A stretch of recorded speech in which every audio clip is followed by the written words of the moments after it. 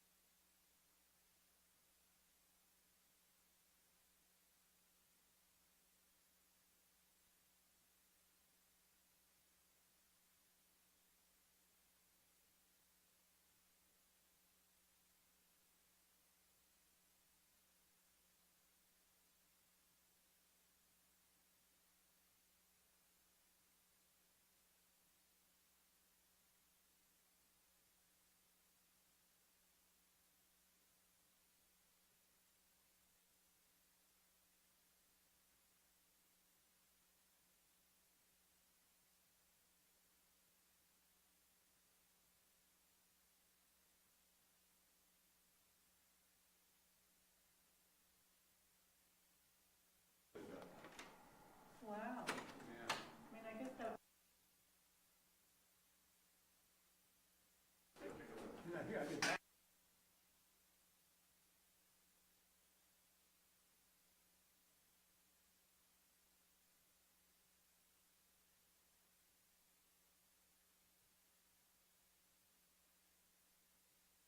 Maybe 1% of the budget, you think you move water. You think it's great.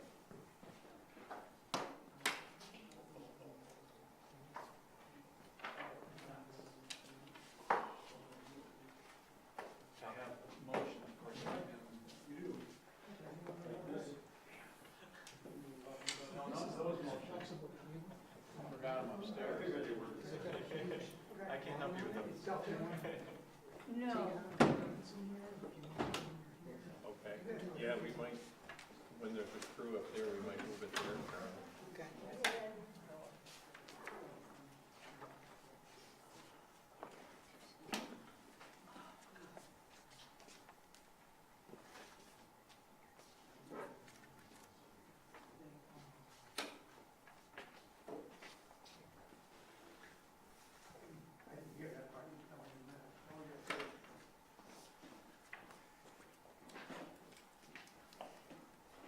Well, we have a form, where do you go? Okay. I'll let you. Oh. I would follow it, but it's too, you're right.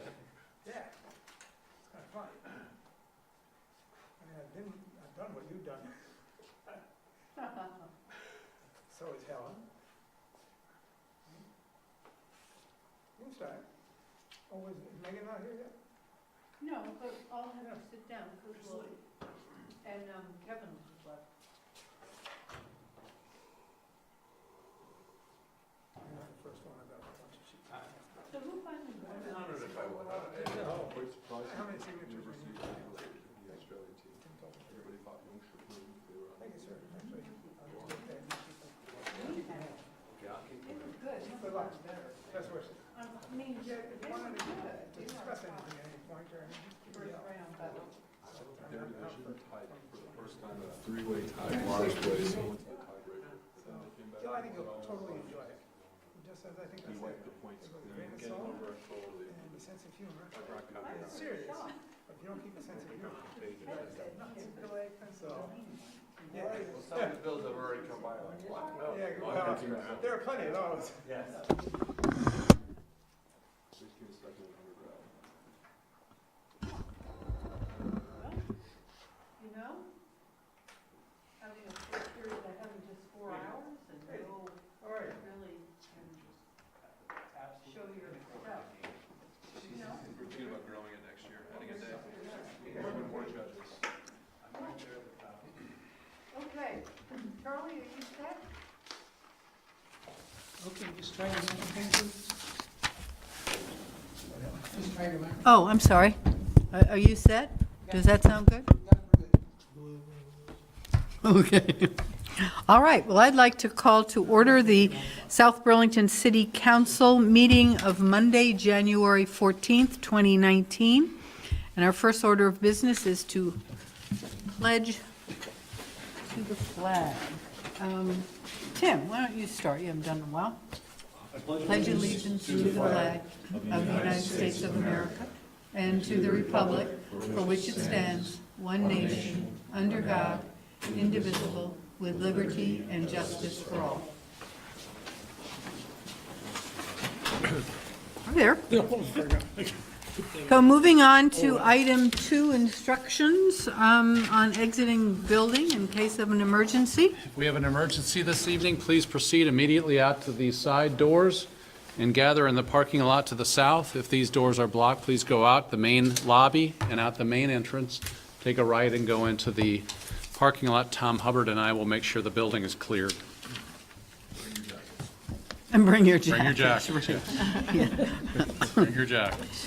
Item 3, consider entering executive session to receive legal advice on matters relating to collective bargaining and contracts. I'd like to move that the council make a specific finding that premature general public knowledge of labor relations agreements with employees, collective bargaining, and confidential attorney-client communications made for the purpose of providing professional legal services to the council would clearly place the council and the city at a substantial disadvantage. Okay, all in favor? Aye. And having so found, I now move that the council enter into executive session for the purpose of discussing the matters identified in the previous motion, inviting in Kevin Dorgan, Tom Hubbard, and Andrew Bullock. Okay, all in favor? Aye. So we should be back in about half an hour, we estimate. They give it to me or read it. Only this time. Next time, you're going to have it memorized. What are these, the tabs from our books? Is that what these are? What's that? These are the tabs from our books? For the budget books. Yeah, I don't know if I have them with me, but.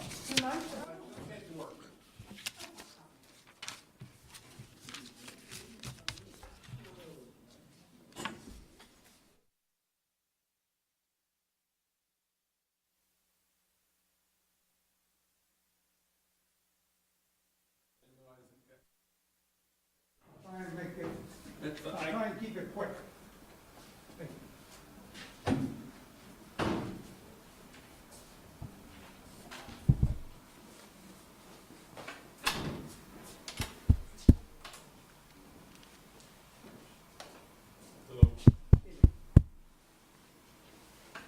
Hello, Sue. Hey there, Peter.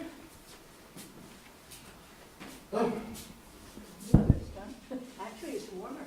Have you been able to get out, collect any signatures? I got 2 more because I had to go next door to my neighbor and get him to come over and find out why his water pouring into my kitchen. You get your front door taken care of. So it was last year, this year we have to deal with, this one is not Did new. you figure out what it was? I think we have, Michael and I, well, Michael looked and it was definitely coming in above the kitchen window and coming through the ceiling somehow because there's paint peeling. Yeah. Wallpaper. We went out back, there is nothing near that window outside. Nothing, no snow, no ice, no water. But Michael noticed there's a vent on one of the sloping roofs. He said he wondered, because there was ice above it, not a whole lot, but the 2 days of melting the roof. And he went out later with one of his roof rakes, knocked it all off, it stopped. So apparently there's something around that vent. Yeah, and this happened because when it gets, I live in a house that is 100+ years old. When it gets very cold out, all the heat goes up. Upstairs in my house is an inferno. You freeze to death downstairs, but it's an inferno.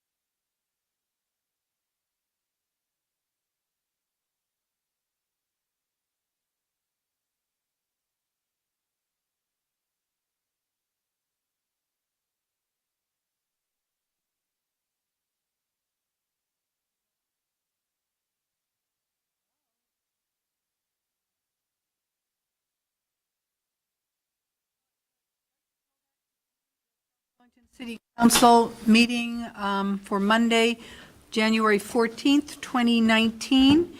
And we will take up item 4, which is the agenda review. Are there any additions, deletions, or changes in order of agenda items? I have 2 things. Okay, you have 2 things? For the other business. Okay, Just an update on the a Rotary event, their awards night, and also a very brief discussion to talk about early education centers in South Burlington and impact fees, and asking if the council would like to appoint a subcommittee to work on this matter. okay. All righty. So item 5 is comments and questions from the public not related to the agenda. Is there anyone who wishes to make a comment? Seeing none, we'll move on to item 6, the consent agenda. We have one item approving disbursements. I would entertain a motion to approve. So moved. Second. Okay, we have a motion and a second. Is there any discussion? All in favor, please signify by saying aye. Aye. So that passes. Item 7, consider and possibly approve the FY 2020 South Burlington Enterprise Fund budgets. And we'll hear from Justin Rabideau. Charlie, where would you like us? Behind a mic. Very good. Take a spot.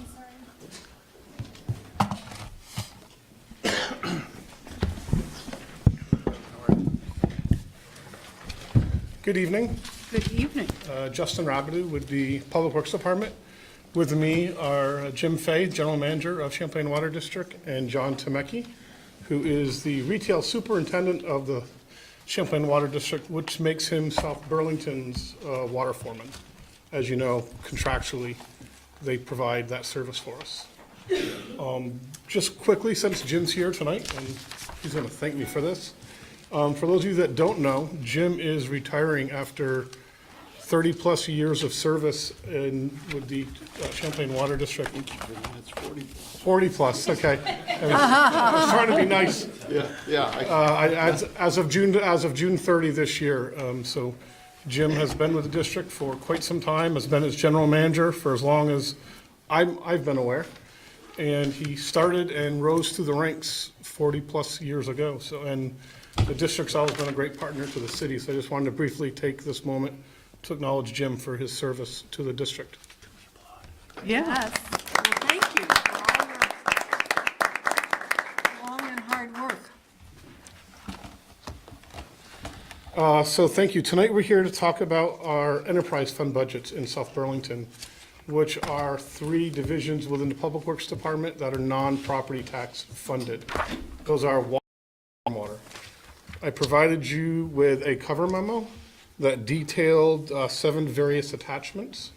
I can, like we did last week, I can just go through the budgets and highlight, and there's not much to highlight, but any main answer any questions, or we can dive a little bit deeper into any of the information provided. So I guess whatever the council's pleasure. I just wanted to say that this is the first time I think that I saw the breakdown for the water meters and the service charges, and I found it just enlightening. great. So Yeah, I wanted to thank you for that. We probably have been remiss in not including that level of detail in the past. I'm glad that it was well received. There's John's group, in addition to just the provision of water and the maintenance of the system, as you can see from there are three pages of various charges and all the little things they do on behalf of the city for our residential and commercial customers. And all those costs are simply our cost of conducting business. As you notice, one of the cost of the meter is actually down to the actual penny that it costs us to purchase a meter. So we're just kind of acting as a pass-through. And the council, in hopefully adopting the budget, also blesses the associated fees with it, so. I just took that we have the cheapest, best water around. They're close to. Okay. And our flushes cost less, yeah. Yeah. Wow. No, they had that histogram where they showed us the second lowest rates for a couple of things. we don't want to talk about it because they'll keep trying to move that bar to the right. And every community is going to keep trying to move. Essex is probably trying to get move theirs to the right too. Is the reason why the water rate's going up is because the bulk price for water is? And so, yeah, primarily the operational side, the city side of the budget, as you've noticed, in the budget is it's essentially level funded. Some items go up, some items go down. But, Jim, the increase in the wholesale water rate this year was? 6.5 cents per 1,000 gallons. So we're about, I think, maybe contributing 60% probably of the retail rate increase that Justin's asking you to approve. So we're probably about 60% of that. And the rest of it is essentially personnel and administrative, insurances, salaries, everything. The actual purchase line items, whether it's hydrants or linear feet of pipe, all of those items are relatively the same. So it's just the cost of living increases, which also constitutes a decent chunk of the wholesale rate increase as well. To be exact, the average family is going to see a $6.68 per year increase. And of that amount, CWD is $3.90. So the city itself is $2.78 a year. Are you bringing some of the work in-house? I was just looking, at the labor line versus the professional services line, for instance. Yeah, so the reason that one of those goes up and one goes down, and if the council would like, I can point you to those. I know certainly Councilor Emery's eyes sound like they're on it right now. Yeah. But there is a decrease in the water department line 65.68 professional services. And there's essentially an equal increase in the administrative services, which is a few lines below 66.73. There are, again, because of various retiring personnel, CWD likes to have a healthy overlap in incoming and outgoing employees. So under one line item, which would be the administrative services, we would be paying a couple salaries for the same position for a few months. So as a way to offset that, in professional services above, we have deferred the purchase of a pickup truck. So again, it's not exactly dollars for dollar, but to keep the impact of this kind of one-time expense minimal on the budget, we deferred the purchase of a pickup truck. And while we're in the water budget, there are no capital projects of note except for the continuation of the water meter purchase program, which in the cover memo, bullet 6, you'll notice as you read it that we have dropped our water loss by 4% over the past few years. 4% of 625 million gallons roughly means it's $1,000 in recaptured revenue to the system.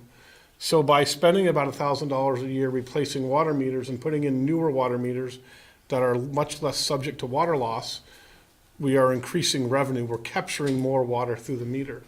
So that's good in water because obviously it's $100,000 in revenue. But if you recall, our sewer bills are also based off water consumption. So there's a similar impact. So we're spending about $100,000 a year on new meters. Sewer is more expensive than water. So we're probably gaining us about $230,000 a year in extra revenue.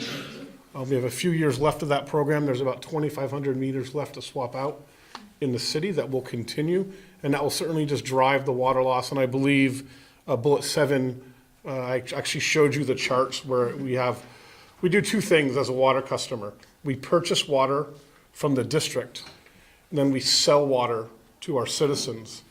The purchases, you can see, are fairly consistent. It's the water sales that are starting to come back down with our system loss from 12% to about 8%. And John, why don't you inform the council of a really well-run water system should experience what % of water loss? The American Water Works Association goal revised lately is 10%. So we're doing quite well in that respect.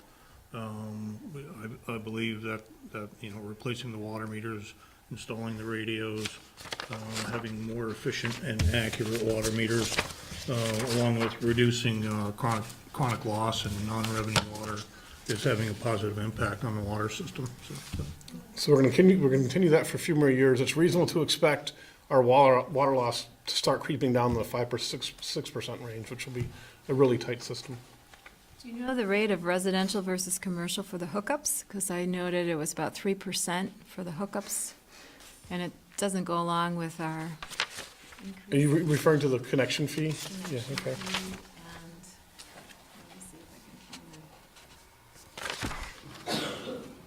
Water connection fee residential. So for a residential water connection fee, it's $1,250 proposed for FY20 in South Burlington. That's not what I was talking about. Okay, I'm sorry. That's okay, I'm sorry. Let me give you better indication of what I'm talking about. Yeah, the sewer usage charge, the sewer connection charge, Oh, I'm sorry. the So you're- metered water usage charge, that they're all about 3%, That is correct. which our population hasn't increased in the year 3%. So is that commercial, or is that just people are using more, or? So are you looking at the rate and fee adjustments? Below our list of the current City of South Burlington Sewer and Water Department rates and What fees. number? Yeah. and So those what? are Page 1 of Yeah, your- those represent fee increases. So it's a 2.9% increase in the sewer usage, sewer fee. It's a 3% increase in the connection, so that we have, which I didn't provide you with. Gotcha, all right. We are, however, expecting a 1% growth in water sales. I will note that water sales are extremely dependent on summer weather. If it's a dry summer, people are watering their lawns more, we're selling more water. So we base our information off of history. We don't take into account, even though we're growing at about 120 single-family homes a year, we just kind of go by history and try to be conservative with budgeting. So those numbers represent the rate increases that you see. Not clear to me. Yeah. And those also correspond with this sheet. We just pulled information off this sheet to put it all into one place for you. Now, I'll pick up on Jim's theme earlier in which he discussed, and I know you talked about this last week with the property tax. Tom Hubbard provided you the average cost increase based on a single family and a condo. In South Burlington, if you combine the average proposed increase for stormwater, water, and sewer, without the calculator, it's roughly $17 and change. For the three utilities. That's for an average home in South Burlington based on normal water consumption of about 200 gallons a day. There'll be about a $17 increase annually in all three of your utility bills combined. Continuing down with the water, as I just discussed, our only capital project, as it will be for the next couple of years, is the continuation of the meter replacement project. The next budget detailed is stormwater. And in stormwater, we're showing a 1.75% increase, which is $1.44 a year. It's 12 cents a month, $1.44 a year for the South Burlington single-family homeowner. And in the stormwater budget, really the biggest change, if you look at the dollar change from 19 to 20, is we're just delivering more capital projects in 2020 than the current 2019 year. 2019 has been more of a design and permitting year for us. We're spending less money. In 2020, we're going to be building all the things we're designing and permitting now. Those all have corresponding revenues below. So that line item, which is 81.00 stormwater capital projects, for the most part, is essentially a pass-through. So while it kind of roller coasters a bit and it might jump out at you as alarming, there's corresponding revenue that always comes with that on the other side of the budget. And lastly, within the wastewater budget, really the only project or the only big difference of note is we're continuing our conceptual design of our Bartlett Bay wastewater facility upgrade. It was last refurbished in 1999. These facilities have roughly a 20 to 25 year shelf life. So we're looking at some point in the next 3 to 6 years at an upgrade to the Bartlett Bay facility. What exactly that includes beyond just making the technology modern, whether it includes additional hydraulic capacity, that all remains to be seen. But we're spending $100,000 this year as opposed to $40,000 last year. So you see that 60,000 jump, and that level will be increasing as we go forward. Eventually, we'll be getting a loan, just like the last time we built Bartlett Bay and like in 2012 when we did Airport Parkway. You'll also notice that the payment to Burlington wastewater is going to be zero in FY '20, down from 240. And you'll notice that the bond repayment of that note is now in the budget at 2.25. So it represents a first-year savings of, well, not a first and ongoing savings of $15,000. And then also whatever Burlington's rate would increase annually, 3 to 5%. So $15,000, and that gap would grow over time. So I wanted to highlight that important project that the council and the public supported us on. When are you going to throw the switch? The switch, as it were, probably sometimes in early June. Early June? Yeah, mid-May, early June. Honestly, it's going to depend on when does spring construction season arrive. Can we have a ribbon cutting? Certainly, we can create a switch for y'all to flip. Will the residents notice anything different? Not at all. We hope not. Not a thing. So the way that the sewer is leaving everyone's house, nothing's changing. The only it's changing is where the pipe leads. Yeah. So you really should. If someone notices a difference, then we're in trouble. Those are the three budgets on the revenues. Again, the revenues are pretty self-explanatory. Nothing that we haven't seen before or haven't talked about. No big jumps or no big decreases in revenues. I will note on the stormwater revenue, when we do our CIP, which I know Sue Dory was provided with, and I believe provided you today. If you look at the stormwater CIP, and if you look at the stormwater grants line of that in the revenue, in the out years, we're extremely conservative. We're assuming anywhere from $150,000 to $200,000. That's all we're going to receive in grants. And then we're covering the rest of it with the fund balance within the stormwater fund. Well, this year, you'll notice we're proposing $935,000 in grants because we were able to get that amount of grant.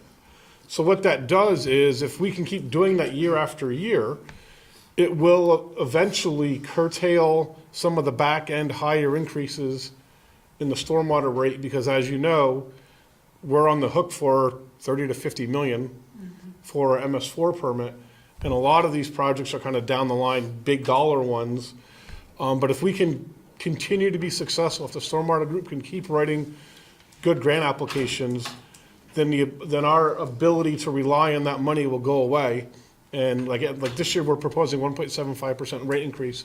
That's lower than we had anticipated in years past. And so we hope to kind of have that same story every year for you going forward.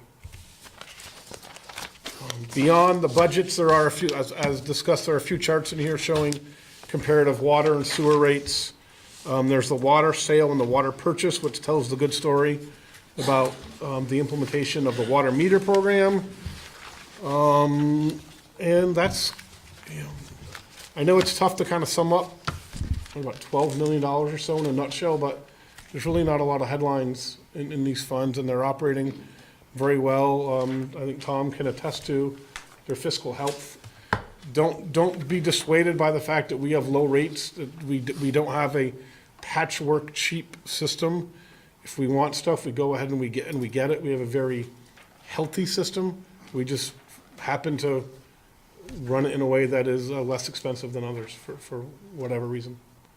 But we by no means is our lower rate reflective on the quality of our system. It's, in fact, it's quite the opposite. No, I think your rates are excellent.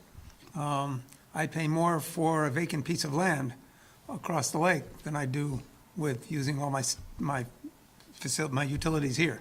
So much appreciated, and also the quality of what we get.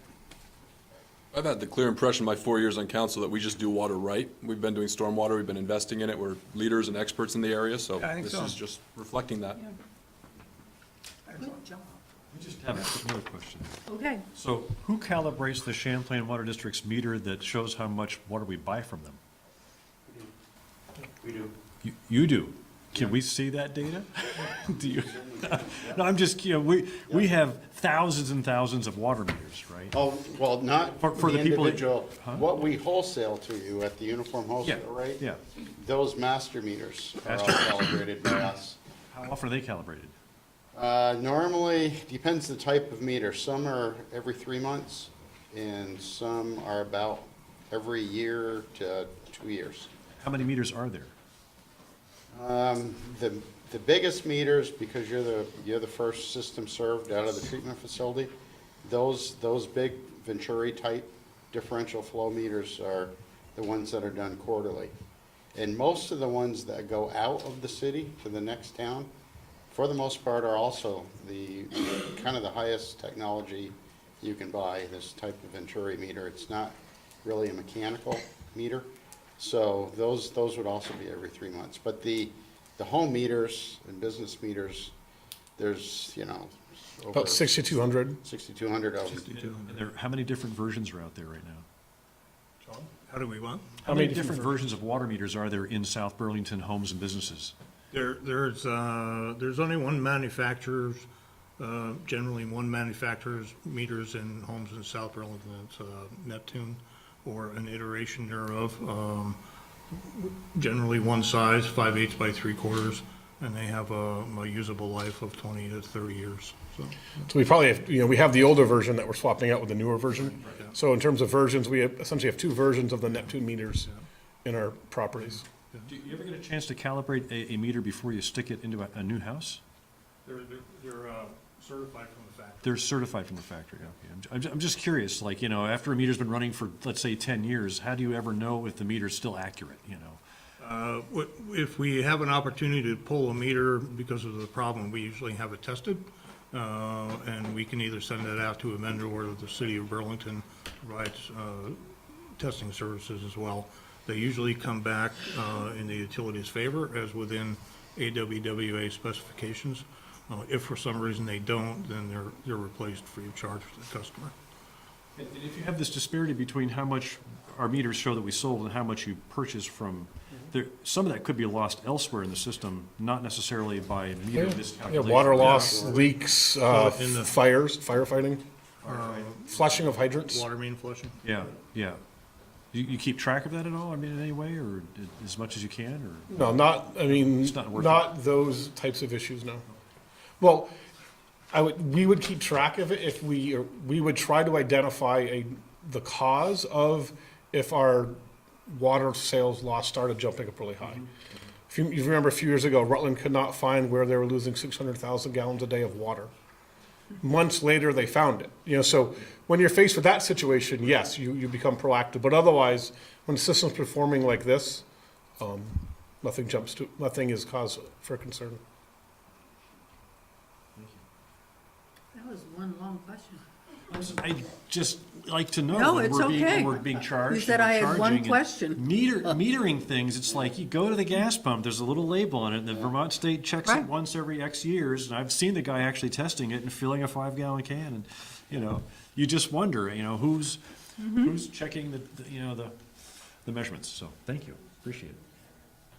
Are there any other comments you want to share? Any other questions? Okay, thank you very much. It was good information. It was easy to read, and thank you.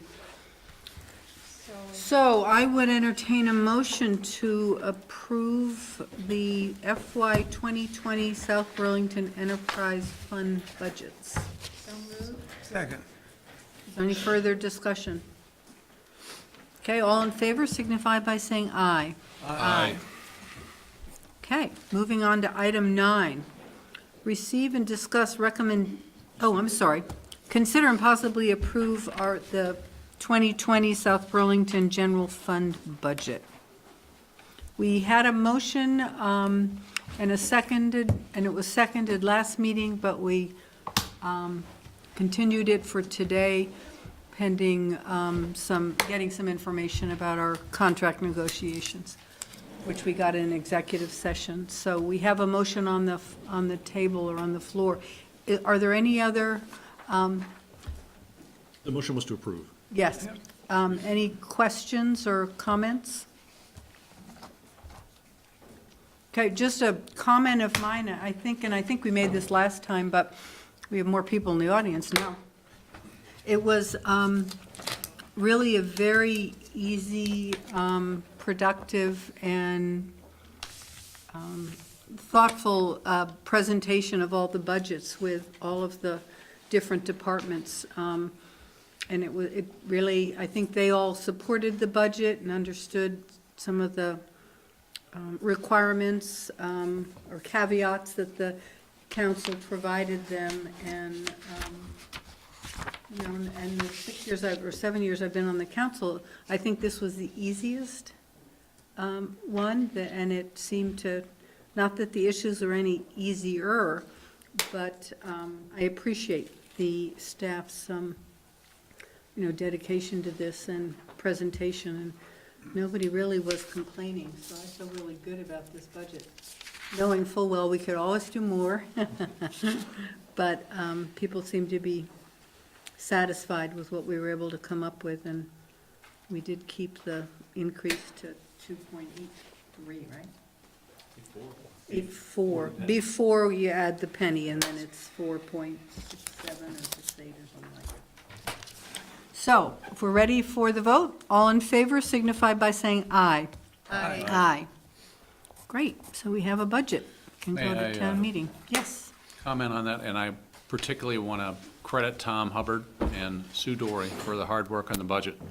All the department managers put the budget together, but it was Tom and Sue that really did the hard work of pulling the budget together and combining them all and staying within the council's guidelines. So Tom and Sue deserve a great deal of credit for pulling this together. So. Well, thank you. Great. Okay, moving on to item 9. So this is receiving and discussing recommendations from several committees.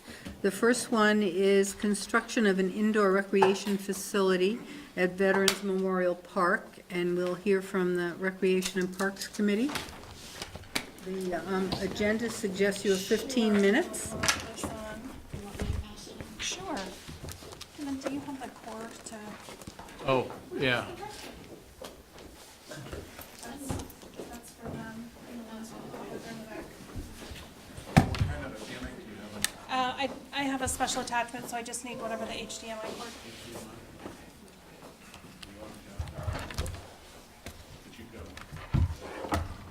cord. Do we want to have everybody who's going to appear up here? That's why we set the table. Oh, so okay. that Let's have all three all three committees. So committees the come up. people Peter speaking on the Creative Arts Center, as well as the Charter Committee. Is Tom here? Okay.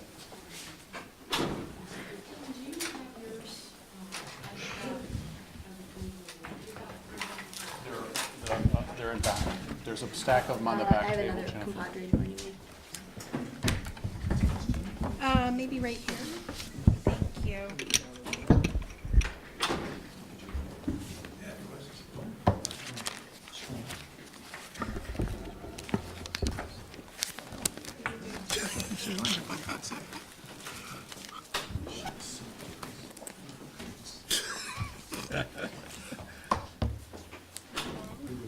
Just pull it up before I come. Okay. Sure. Ooh. I don't want to catch it all anywhere. Okay, that's perfect.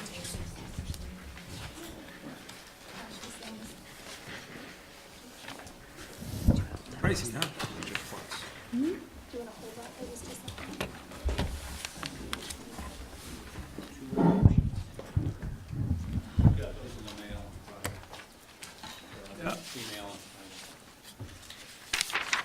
This is just hard copy.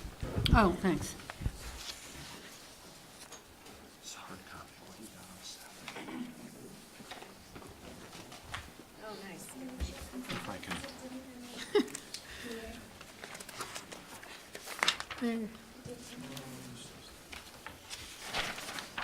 Hard Did you want us all to introduce ourselves, or just one by one as we speak? How would you like? Well, why don't we have the people talking about the indoor recreation facility Okay. identify themselves? Yeah, we're Okay. just waiting to. Okay, well, I can start.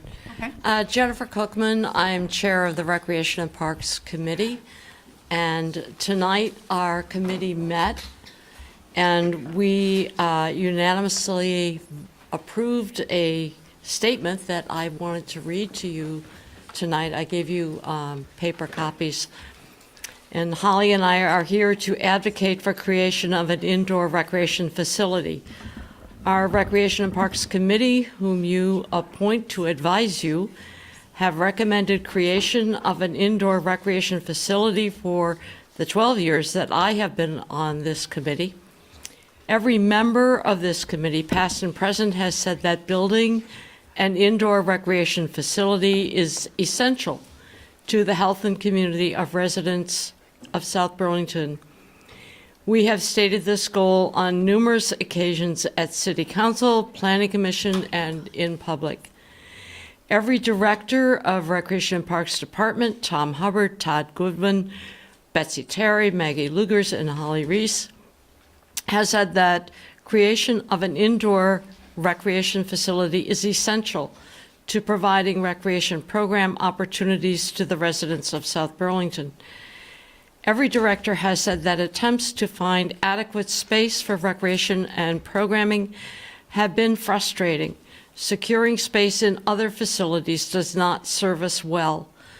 The lack of indoor recreation facilities means that we do not have facilities to meet the needs of our community. The city has proposed various scenarios for developing this space dating back to 1998, and the list is long. In August 2018, City Council approved a resolution from Recreation and Parks Committee to build an indoor recreation facility. We, Recreation and Parks Committee and Recreation and Parks Department, believe that the plan now under consideration is the very best plan for creating recreation space. This is a location with proximity to the most intensive outdoor recreation programming. It is adjacent to the Cairns Arena and will be in synchrony with the Cairns Arena projected development, and this will create great synergy. It is in close proximity to the Wheeler Nature Park, gardens, and walking trails. It will be located on city land and will not therefore be depriving the city of revenue possibilities in city center. No trees will be cut down and no wetlands will be affected. There will be adequate parking. The design makes sense. It addresses the priority needs of our residents. The Recreation and Parks Foundation has made the creation of this facility the #1 priority for raising funding for recreation and parks. This plan is affordable given the demographics of our community and the economic benefits of building this structure. We urge the City Council to recognize the importance of this proposal and to make every effort to see this enterprise through to the ribbon cutting ceremony. We especially want to thank City Managers Kevin Dorn and Tom Hubbard and Councilor Dave Kaufman for their work in bringing this proposal forward. And we thank you very much for your attention to this matter. Thank you.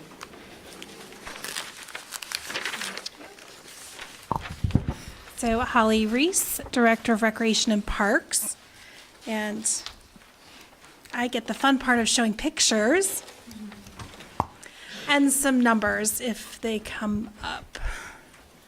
Crossing our fingers. There we go. Yay! With some lines in between. Hold on, maybe it's too close to that. Try again. Okay, so it's an interactive, fun, I don't know what's going on with that, but we'll try to. I did. I don't know why it's glitching, but maybe Kevin, if a little adjustment on that side.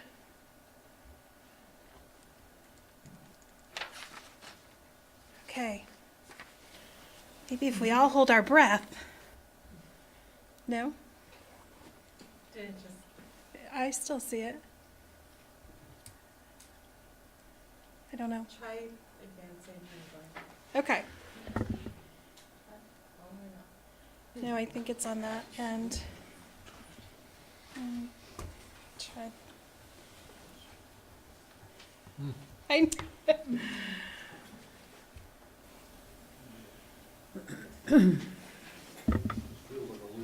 It does. Don't think it's on this end, really. I think it's on that end. We paid the electric bill, right? And our IT staff. Yeah, right. In our IT staff, exactly. Or we could hitch it up too, if that's the problem. I don't think it's, I'm sure it's.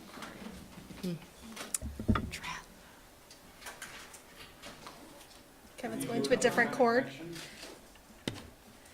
We can try.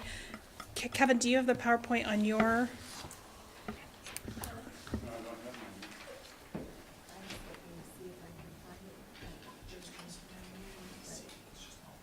Let's try this connection. Okay.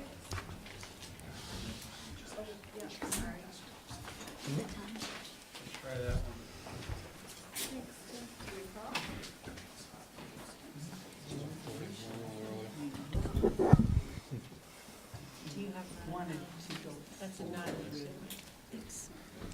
No, I can't use this one. I don't have a, do you have a connector that does this? Getting some hard numbers and designs. And maybe that's the Try this one. versus we're going to support this, whatever. Do you have another one, Alana, that hooks into that? She's gonna grab her computer. You're not confident in that, Tim? Okay. Alana's gonna get her computer. Okay. Stand at ease. Sorry for the pause. Alana's gonna get hers and see if she's Okay. got a better connection somehow. Worked upstairs.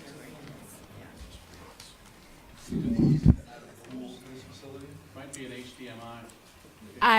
It could be a connection to the wall HDMI. I wasn't really expecting that tonight. Jeez.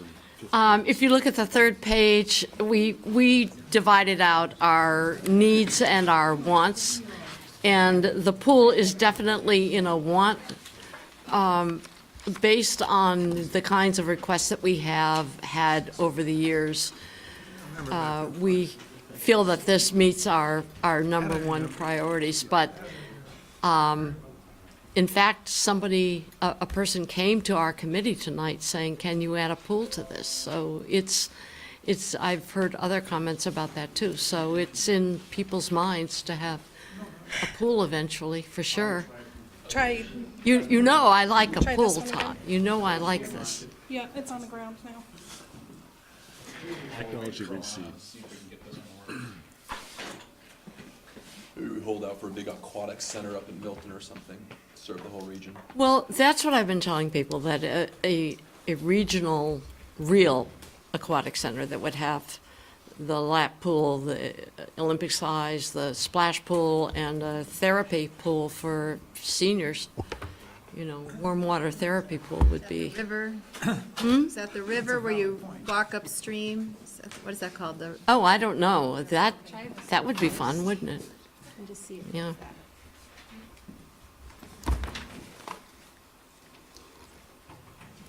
Running joke, I always ask about the pool. For that comment. One of these years. That's one of the things you always ask about. There's a few others, but related to recreation. Nothing there? Broken record. There's a really big indoor facility that's going to be freed up probably in a couple of years off of Hannaford Drive, you know. That's right. Alana, do you have this You can presentation? stick several pools on the side of that thing. There's a lot of, you know. You could have 3 pools, one on each level of the parking garage. So are you gonna use this? Great. That would be the outdoor pool. It is.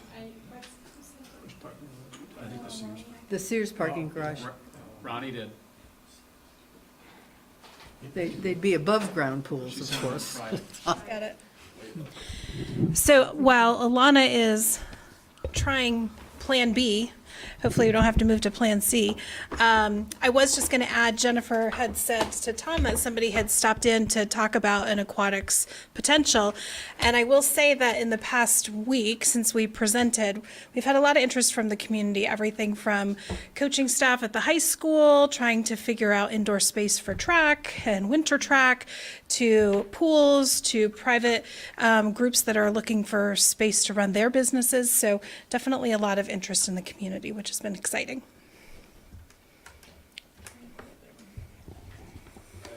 This is yours. Four basketball programs, and it's impossible to find gym space, so which person? Well, that's what we heard tonight, was that in the whole county, in all of Chittenden County, it's hard to find gym space. And you know, I mean, on nights like this, you're not gonna go out and walk around and watch the, you know, it's Vermont, we need indoor facilities for people. Okay. Okay.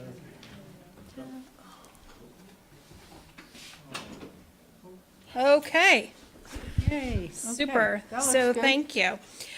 So these are some slides that Doran Whittier put together for us. You know, just some visuals. Obviously, the on the left is. Let's go back. That's okay.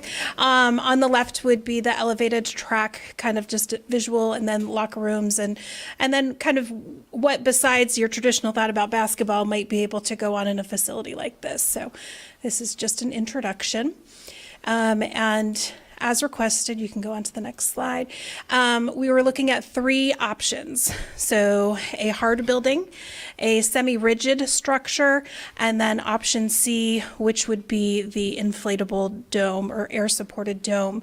All 3 of those, as we presented before, would have the hardscape or the hard building fronting piece, which would house the offices upstairs, and downstairs a registration space, some office space, a program space, and that connection over to the rinks as well. So, yep, so Megan, rinks are on the left. So this would be the visual for option A, and that is the hard building. So This you'll one see, is, yep, you'll see the front doesn't change at all, but you'll see the peak of what's behind there, the gym space change with the options. So that's the first one, and then we can go to option B. So option B would be that semi-rigid fabric structure. And you'll see nothing else changes. It does have a higher peak. And then for option C is the inflatable. So just to give you a sense. And then the next slide is going to show some projected numbers. So option A, remember we're going from the top down in terms of the hard build as option A, and B and C.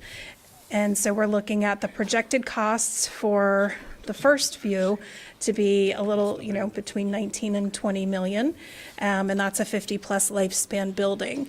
And then we go to option C and looking at the margin between B and C, not the recommendation of the architects to go with C, just because of the price difference and the limitations that it brings. That's also the recommendation of the committee, because you couldn't have the track on the second floor with option C.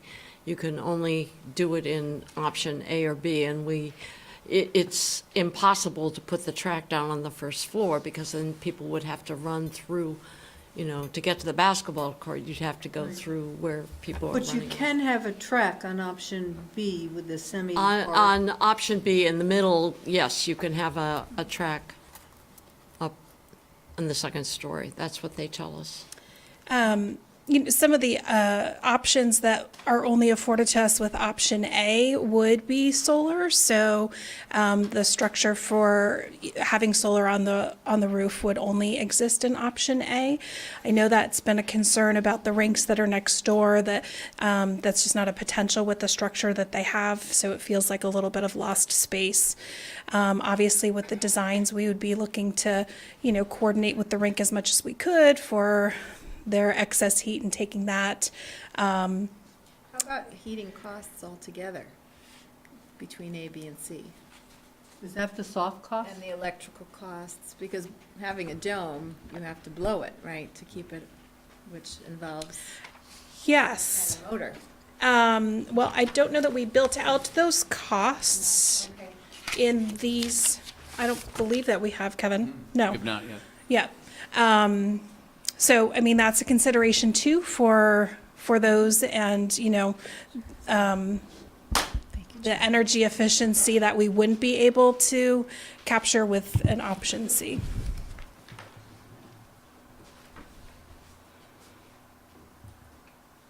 But in terms of energy efficiency, is it safe to surmise that a hard building, you know, option A, has the potential to be more energy efficient and closer to net zero than B or C? That is the assumption, yes.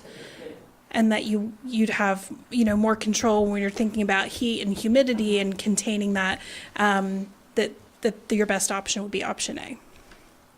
The R value of those inflatable structures is pretty small. I mean, from what I've read, the most advanced R value is like between 4 and 5. And that's insulation. And that's just a tube of air. I mean, there's not much you can't really improve upon that unless they come up with some technological innovation. I don't know about that. So when we think about some of the long-term costs, if a hard construction lasts 50 years and you get, and the B, the next one, only lasts 25 years, you have an extra 25 years of energy savings. But I don't know we don't know what that is, but that would be a good number to estimate, I think, in terms of trying to make a decision about what's most cost-effective, I think. Another consideration that we heard from Kevin tonight was that with heat and humidity control, if we have wooden floors for the basketball courts, they would not have as much of a tendency to buckle. I've seen what happens when you have wood floors in a high school Sure. buckling, and Yeah. it's not a good thing. That's That an would be expensive repair, yeah. Go ahead, Tom. So the library was 21.4 million, and this is about 20 million, but unlike the library, which can't, I don't know these rules, correct me if I'm wrong, can't generate revenues through charging for their services because they're a public library. I'm under the impression that we do charge, in some cases, use of our space, facilities, and so on. So some of this cost could be defrayed with some revenue streams. Have we started to work out any of those financial models as to what we might be able to cover in costs of the facility in fees for the recreation, for the use of the space? I think, Tom, the likelihood is that we could cover a lot of the operational costs. I doubt that we could cover the capital costs or even a component thereof. I think in facilities like this, you have to be able to build it, and then with the fees, you can operate it. Probably not the capital cost. So does this include the equipment that you would need? Say the rims for the basketball nets with the... Yep, those are included in the soft costs. Yeah, Yep. okay. And, you know, at this point, you know, we're big picture thinking, so we have gone through that immediate need list with the architects, and they've taken that into account. So storage and bleachers and netting, and, you know, we do have to do the fine fit and finish like any project would do, choosing, you know, exact flooring and those types of things, but they've accommodated for that. There is a program space in addition to the larger space that has the 3 courts in the turf field. There's a program space that would be used for yoga, and we were thinking we could also put a tarp down, and it could be used for some messy kinds of projects that, you know, some of the facilities in the community center are more nicely fitted out, and this would allow for the maker kind of space. It would be a flexible, usable space. We don't have anything like that at this point either, so that would serve a real need too. And the other part of it that is just so wonderful is having it connected to the Cairns. That would all be one one long building in front of the Cairns, where the building is going to go between the two rinks. And they are proposing having a weightlifting room and a coffee shop and maybe a place to gather for even having drinks and beer and wine. We wouldn't be doing that, but we've heard from the pickleball people that they like to do their pickleball and then they like to gather and have some sociability. So it works really, really well with the planning that's going around the Cairns Arena. We're getting, again, the sum is bigger than the whole is bigger than the sum of the parts. So this is the early stages. Do you have like an idea of what an average programming day would be like in winter versus summer there, and what percentage of the space would be actively used? I mean, I know that you've run into some issues with the schools sort of superseding some of your programming in the summertime, right? Because you've had diminished, participation, right, by school kids because, and I know that there are some other school programs that are also kind of like infiltrating rec space, right? So I'm just curious, what would be the rec demand for this space on a given, day, either after school or during the summertime? How do you anticipate that, the allocation of that building to work on a given day? I mean, Sure. Well, I mean, to just speak off the cuff to it, I certainly don't, have a written schedule for you. But it's anticipated that it would be programmed pretty much from 5 in the morning till probably 10 or 11 at night. And that would encompass everything from, obviously pickleball. It would be different league play, whether that's basketball, whether that's volleyball, adult, youth, teen, tween, as well as for, maybe some yoga, jazzercise, tai chi. I mean, the possibilities for programming it are endless.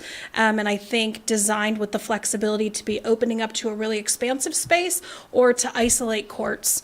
It certainly might be an option that we might run a couple of camps out of there in the summertime, but would also be filled with other programs that would service adults throughout the day. So it would just afford us the opportunity to offer what we currently can't offer to our community, as well as pick up some of what we're currently offering. but so it's 4 possible courts, right? And they're configurable, or one's definitely basketball and? Well, they would have flexible lines. Right. So yes, so at least 3 hard surface basketball courts, but those would be lined separately with different colors and different arrangements for a variety of net sports. So that you might have a basketball tournament that's going on and all 3 courts are used for 5 or 6 hours, or you may have 2 courts that are being used for basketball and one that's being used for volleyball. I think there are a million permutations for that. But one court was special. I remember one of the 4 was. There's a consideration for one of them to be an artificial turf, and I think that's something that would be specialized instruction or skills and drills kind of thing. It's certainly not big enough to accommodate large field sports, but that wouldn't be the intent. Is that a hard set thing that you want that 4th court to be a synthetic turf, or? I think it's, everything at this point is up for consideration and conversation and debate for sure. I think it allows for some flexibility, but there's also options where, perhaps we build 4 basketball courts and then have the flexibility of rolling out some turf. So we certainly don't want to pigeonhole ourselves into not having that flexibility. Go ahead. I remember about a year and a half ago, Glenn Spruill and I think Jen, and I think you were here too, presenting to us statistics on comparable sized municipalities and the amount of investment we've done in rec facilities. I couldn't for the life of me find that presentation. I'll send it to you, That would be Tom. great, because really helpful statistics in Yeah. there to inform this discussion. Yeah, and we're actually working through those numbers right now for this year's NRPA annual report. So Jennifer can forward you what we've done, and then as soon as the committee's done our work with the next one, we'll forward that as well.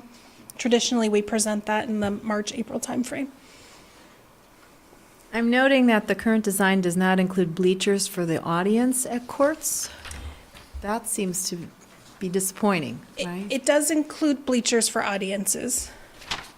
Okay, I said, list of second priorities not Oh, that addressed might in the just be a design. note. It is included. It is included. Yep, so they would be, That you know, was like that's my error then. rollout Okay. bleachers.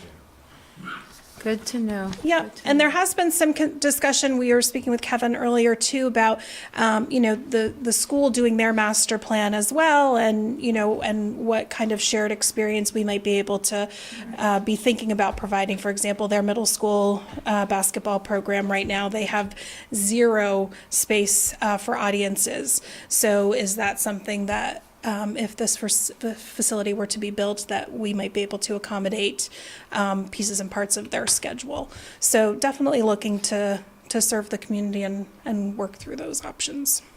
When I look through your second priorities, I do see things that I would consider essential to a recreation program. Have you thought about how these needs could be met?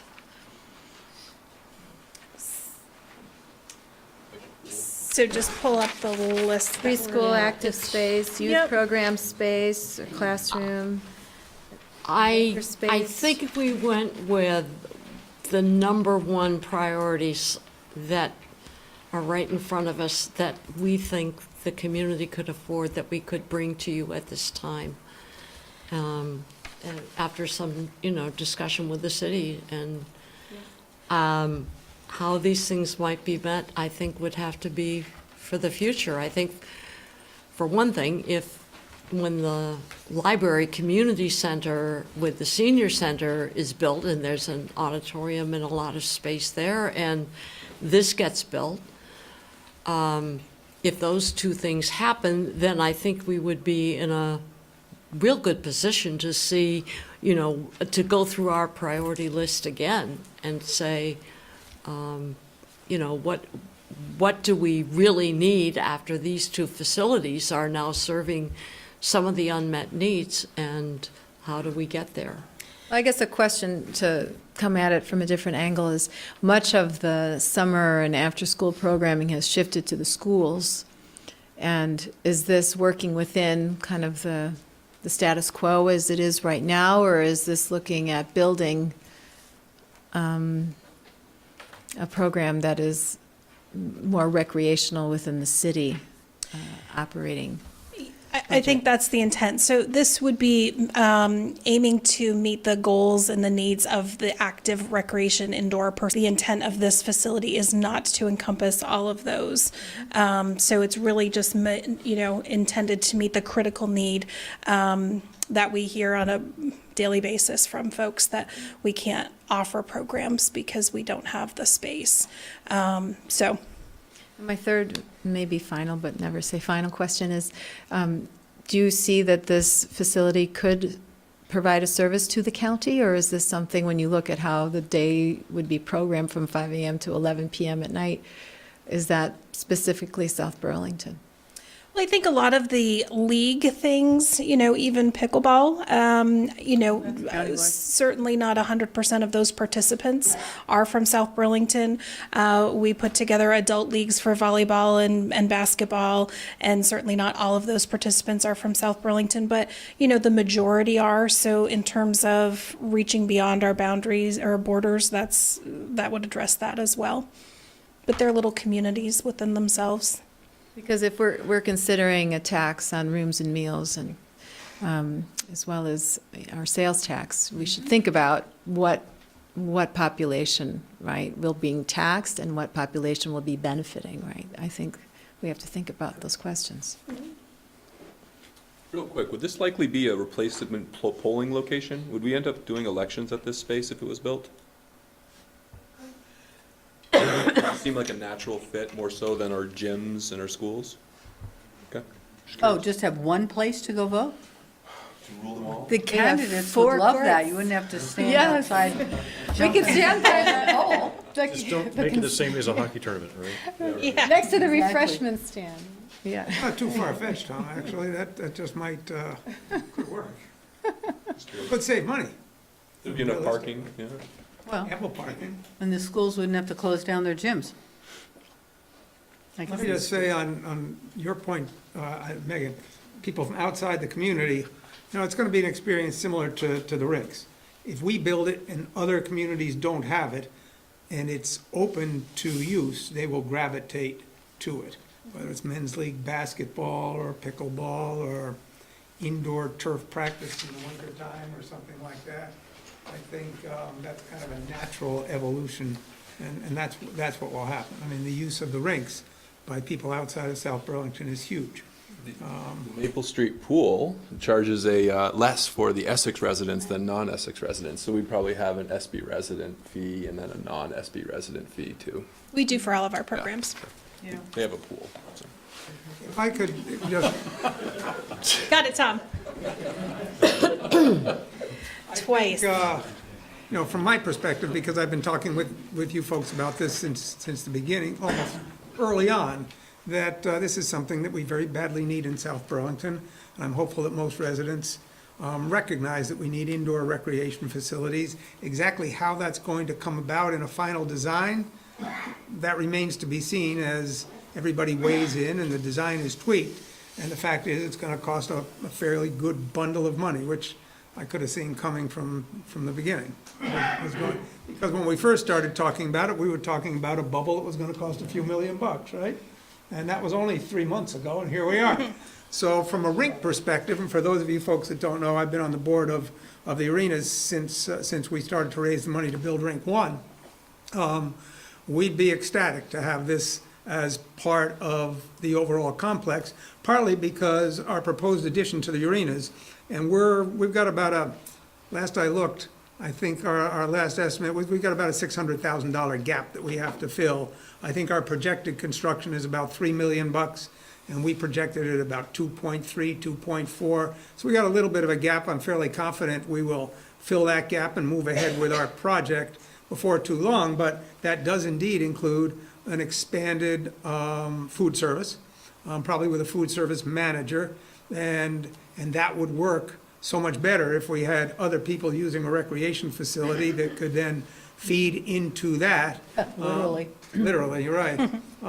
You know, overall, it'll make a great complex. So to me, the question is not should we do it, or exactly what's going to be included, because I think that's going to be fairly easily figured out. It's how we're going to pay for it, and therein lies the big challenge. Do you have any other comments you want to share with us? No, just Okay. Other questions? Tim? One more Yeah. question. So, what I don't think I've seen in here is reference to the whole space indoors being used as like a venue. Like, so if there had to be something that occupied the whole space, right, for either presentation, High school theater, graduation. Yeah. or concert, or a rain site for something. Well, the nights out, we Right. talked about that, Well, that's yeah, the but- get-go. We've But- thought about your all of bikes those, around Tim. the Walking rink. That, you have to get the stairs first. We've thought about all of those. It would be a matter of, for the bike out, you've got to make sure that you've got climate control and Yeah. all of that. But yeah, we've thought about all of But those you do have the possibilities. possibility of using that whole volume of space. Absolutely. Exactly, for- yeah, yeah. Yeah. If it's scheduled Yeah, correctly. absolutely. But there is the potential for doing that sort Yep. of thing. So Yep. you might have to think about having a slightly raised stage at one end or something like that. Anyway. Okay, thanks. Flexibility is definitely the name of the game, so good You get thoughts. Risers that you just, So is there any concern about this competing with any commercially available recreational spaces? I mean, does anybody have a conversation about that, or is it worth a discussion, or are we just?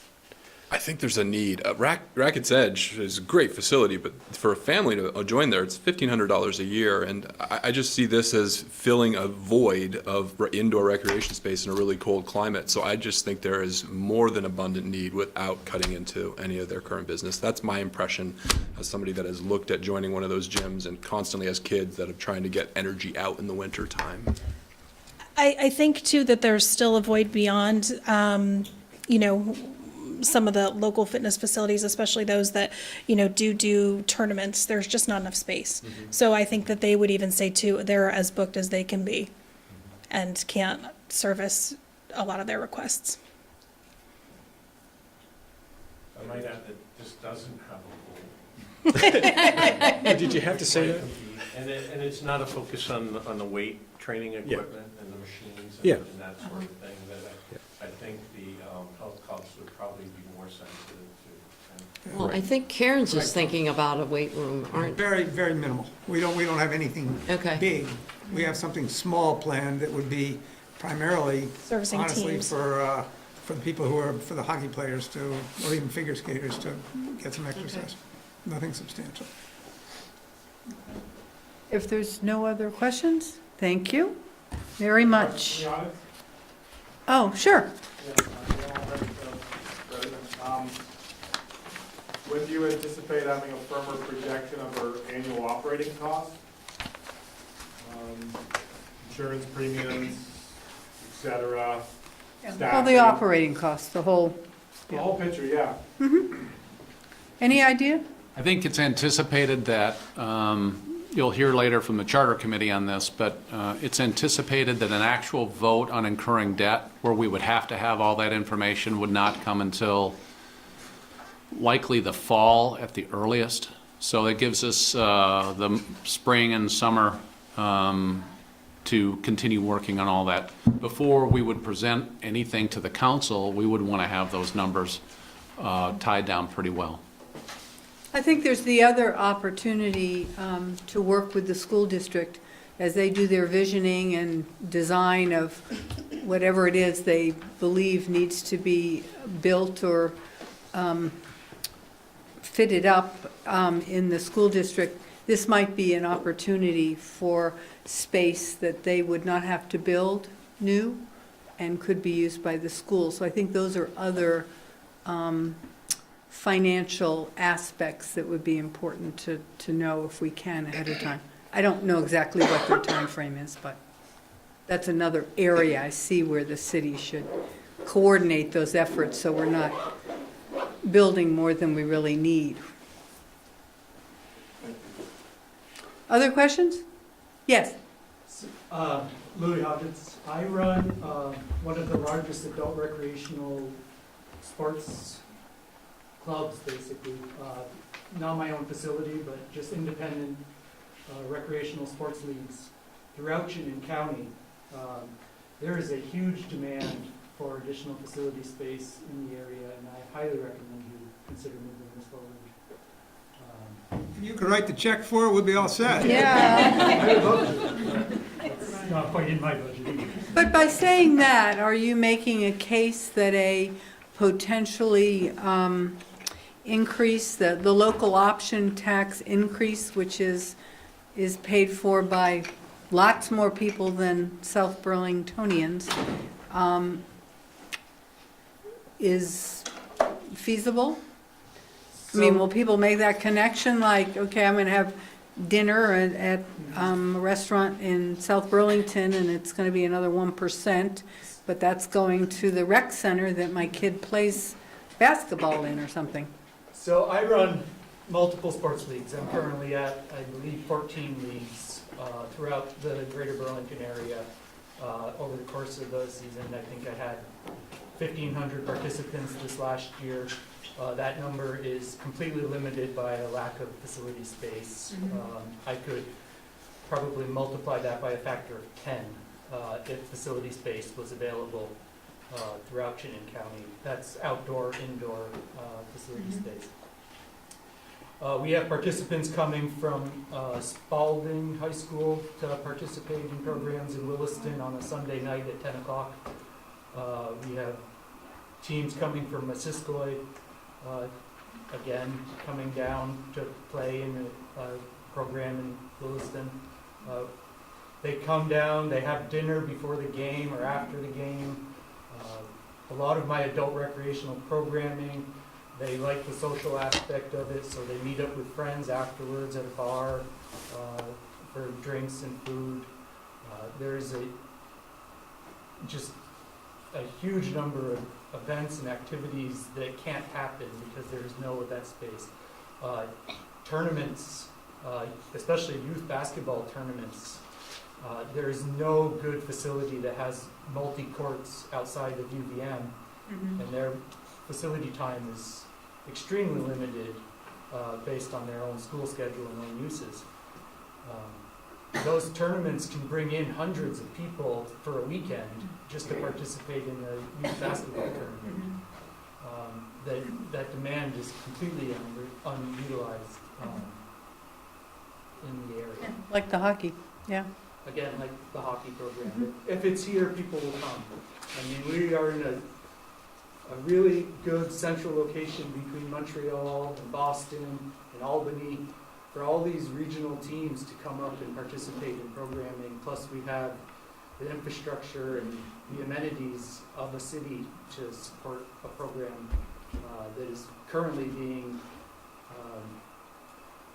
there are programs in Central Vermont or White River Junction that service a lot of tournaments that we can't service here because we don't have the facilities, but they don't have the infrastructure to support large groups. Interesting. coming in.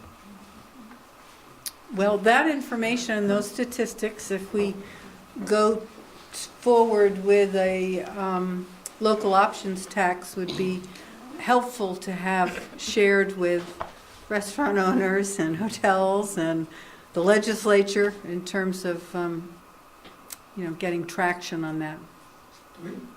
You live in South Burlington? I am not a South Burlington resident. Do we have your name and contact information? We do. Would you still eat here? I work in South Burlington, so I eat in South Burlington. Oh, good. At his mother's house, though. No sales tax. Thanks very Or much for foods that tax. input. But thank you, that's helpful. Any other comments or questions? Okay, let's move on. Let's see who's next. The Creative Arts Center in City Center.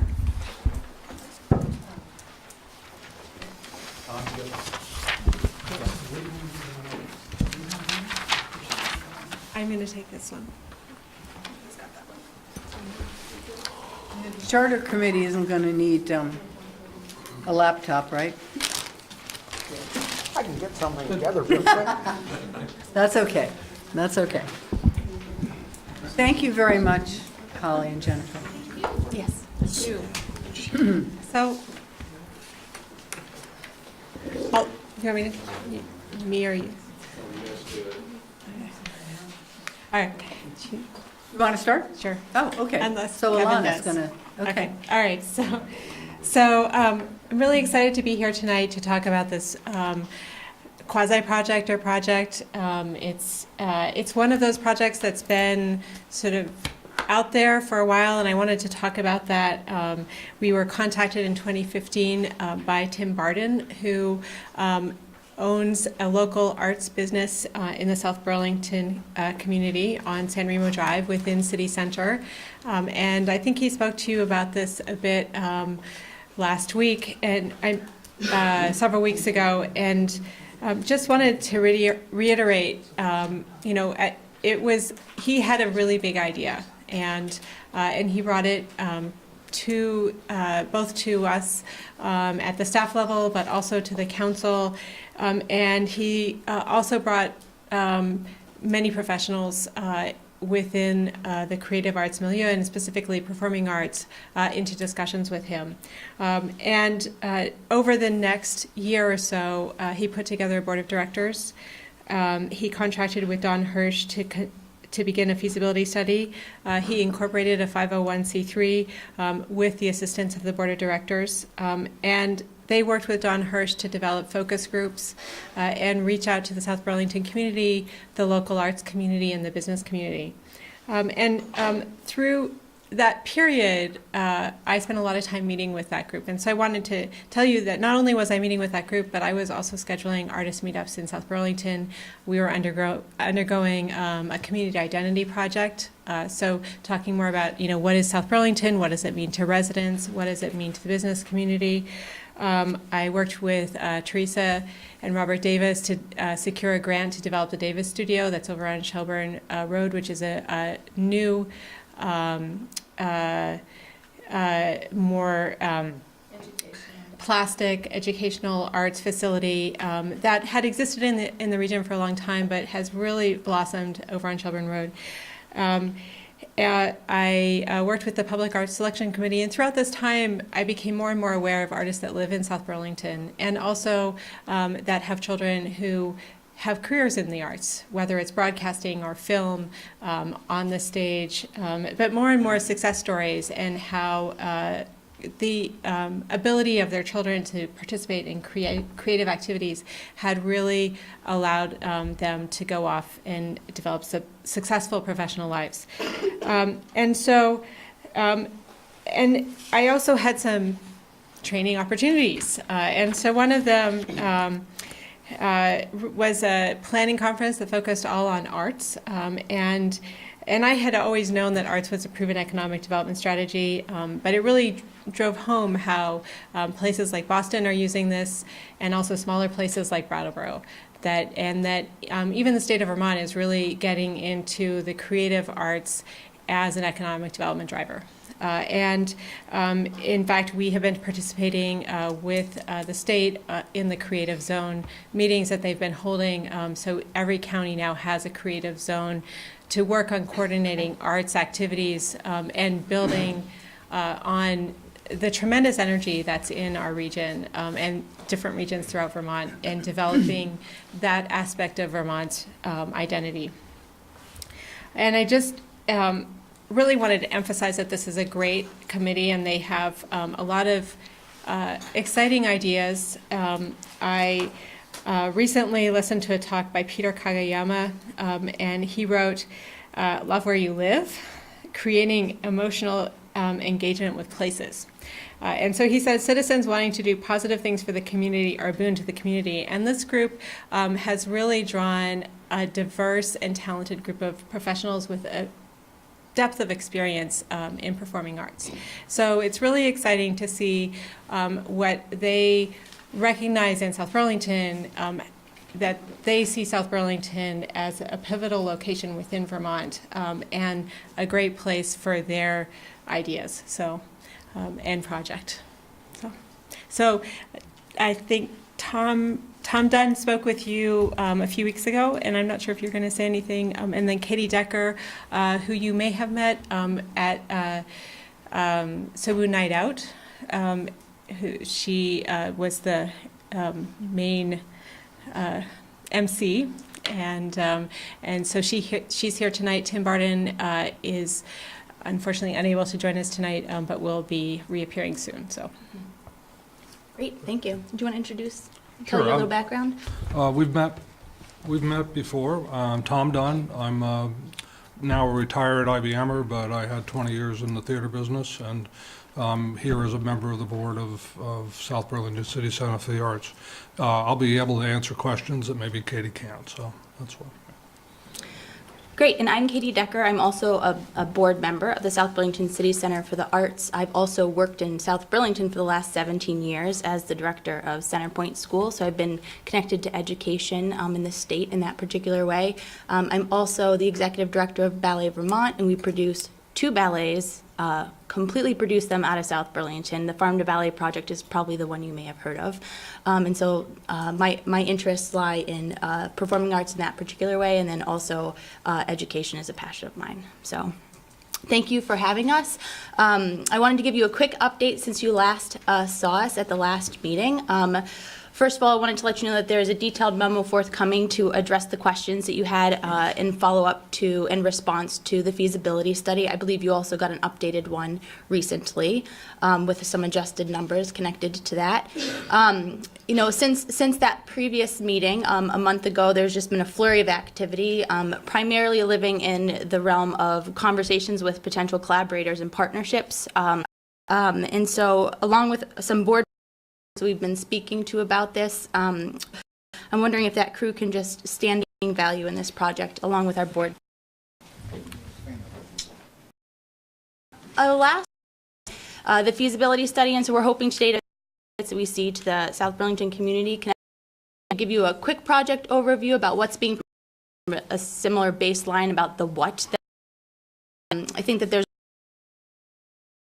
handful of them and explore them a little bit more. We want to give you an update about some of the partnership and collaborative conversations that we've been having and give you a chance to hear from a few of our partners, and then just talk to you a little bit about where we're thinking about associated with next steps. Okay? So in terms of what is being proposed, our goal is to partner with local and regional arts organizations, the school district, and the business community, so that the city of South Burlington would create a world-class creative arts facility. We believe that this space that we're thinking about is directly in line with the city center's focus on creating connection and creating place, which have been identified as priorities by the city, specifically in relation to the development of city center. You know, I don't think there's any question that there's a lot of thoughts and concerns about how arts are being funded, especially with the political landscape in the way that it is. And the American for the Arts did a national survey just in 2018, and the results that came back about that, many of the questions were associated with attitudes and beliefs, and the results that came back connected to one of the questions which I thought is very relevant to this conversation, is that 90% of the adults that were surveyed believe that having an arts and cultural facility in your town increases your quality of life. And 86% of those people believe that it has a positive impact on the local economics in the local business community. And so that's an attitudes and belief statement that I think is relevant to this particular situation. We can move on. So the what that we're talking about is a 500 to 700 seat main stage. I think you heard in the feasibility conversation, you know, the original idea for this size theater did come from Tim Barton, but also a group of people that are in the arts locally that have decades of combined experience and are, you know, looking at surveying the scene regionally and identifying a need. We've had that further reaffirmed in the different conversations that we've had with partners around, yes, we've seen a need for that. We've thought of different ways about building that. We're not, you know, that is sort of an identified need in the community. It fills a niche that doesn't exist. I think that it's an appropriate size for local groups, local dance, theater, music groups that can't necessarily fill larger spaces, but can quickly fill some of the smaller spaces. Besides the local groups, it allows unique presenting opportunities. Again, because it fits a particular size group. It's also a great fit for communities in terms of dance recitals, talent shows, authors, lectures coming in. And so that's a little bit of what that space could be used for. We're going to talk more about it in the opportunities as we move through. You can go ahead. We're also looking at a black box theater, 150 to 200 seat studio theater. So a black box is much more flexible. There's different arrangement options that you can use. It's in terms of its uniqueness, it's larger than any of the ones regionally. It's 2 stories tall, so it's flexibility in terms of setting up the space. I think the unique features to this, and also the space we were talking about previously, is that we think that it's necessary in terms of technological progress, that the spaces are set up to be able to stream and to be able to record. And so that creates a unique opportunity, even for those who may use other black box theaters, to be able to record or stream their performances, which expands the audience and creates, you know, a unique opportunity for an art group. We're going to talk about some of the auxiliary spaces next, but I think one of the benefits for sure is the co-location of all these things being in the same place just creates more opportunities for different groups. So related to the additional components of the arts education facility, spaces that we think are important are rehearsal space, studio space, scene, costume, and prop workshops, in addition to the box office and administrative spaces. So that's what really makes this facility unique, is that it creates the opportunity to be a producing theater, meaning that you can, from soup to nuts, create a brand new production. You have all the things that you need there to be able to do that. And so that's one of the unique features of it. That co-location, besides just somebody who wants to produce, creates different opportunities for festivals, camps, intensives that really in the arts that really look at having access to multiple spaces at any given time, which really increases in terms of renting really intensive rent opportunities, which is excellent. Another great example is if you're bringing in a dance group to a 500, 600 seat theater and they want to do a master class, then you have an opportunity to have a full immersive experience in one location. Yes. Okay. Yes, you can move on. In terms of the content, it's very easy to think of maybe some default performing arts, but we really see it as a space that can be pretty expansive besides just theater, dance, music, lectures, political speakers, authors, this live streaming opportunity, the opportunity to do film and video, comedy, to bring in comedy in a particular size that doesn't exist, and then the educational opportunities, which we're going to go into in much more detail. Great, thank you.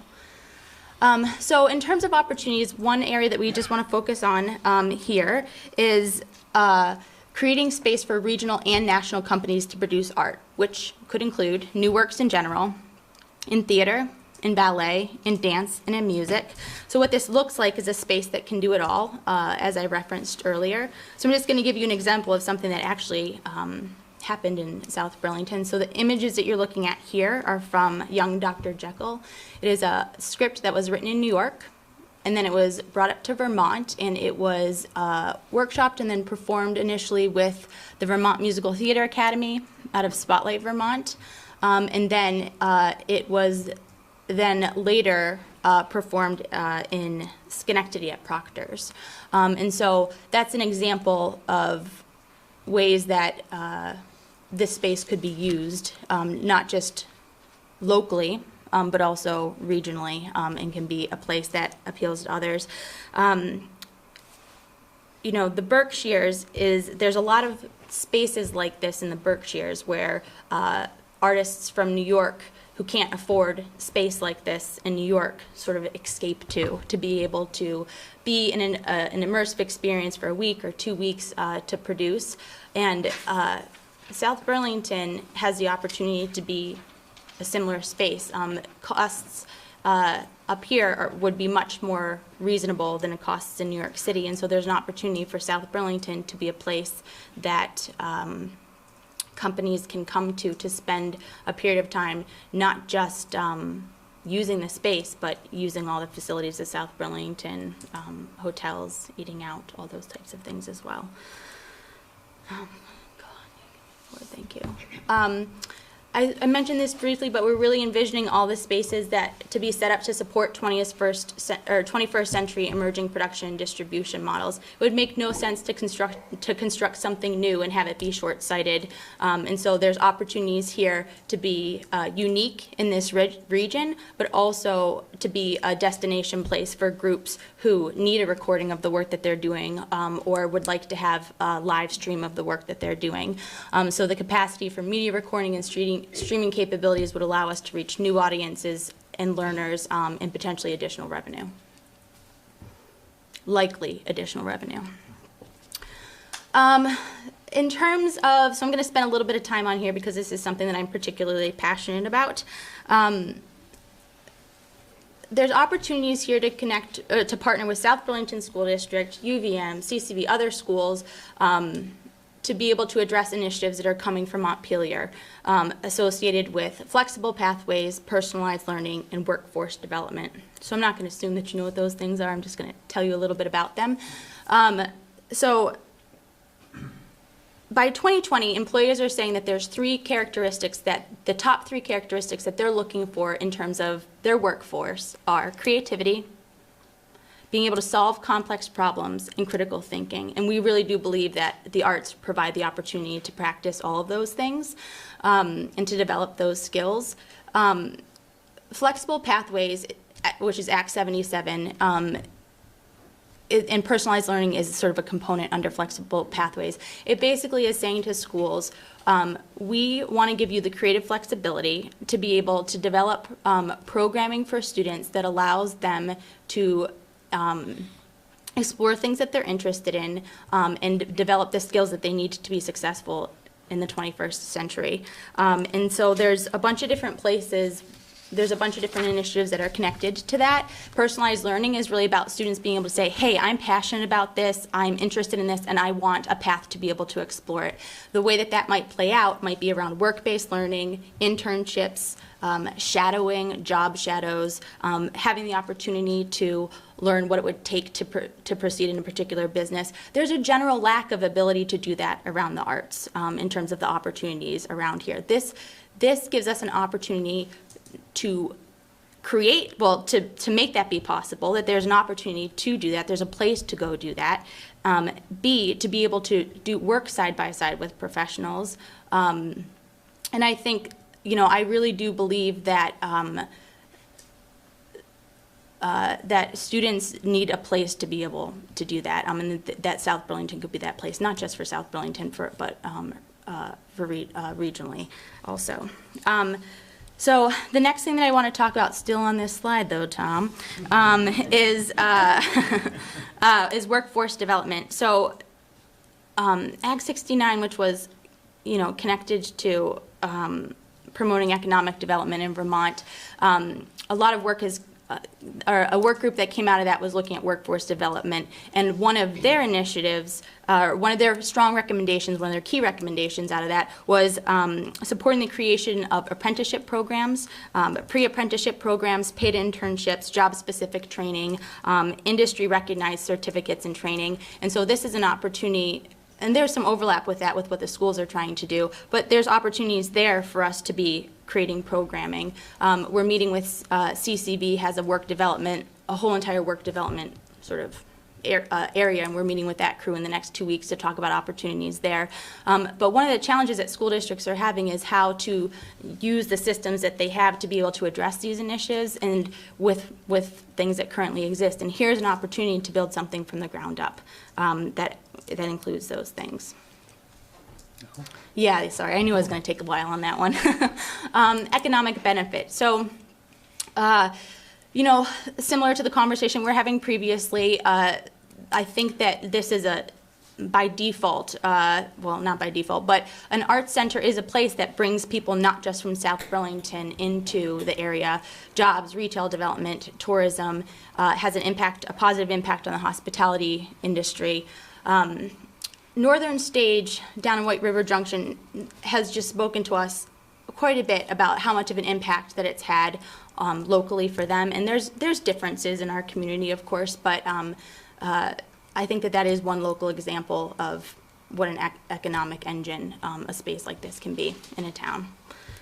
Okay, we can move on. So we've been in collaborative conversations with this crew, this list of people among more.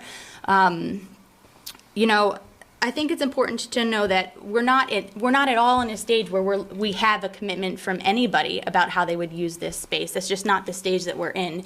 We've been meeting with them because we are not a presenting organization at this time. We are intending to facilitate collaborative conversations, and so we've been meeting with these groups to hear about their experience and to take that experience seriously, hear about their concerns around any limitations of space that the spaces that they have access to or have had access to.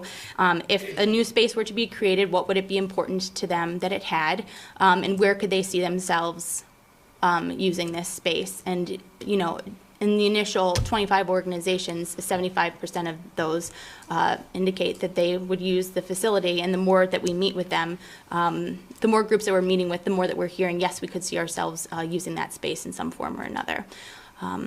We do have some folks who partners that we wanted to make space to just say a quick statement. Is that okay? Sure. Does anybody want Yeah. Is it okay? Yes, that's fine. Oh, really? The microphone. Are you used to a mic? Yeah, you'll be okay.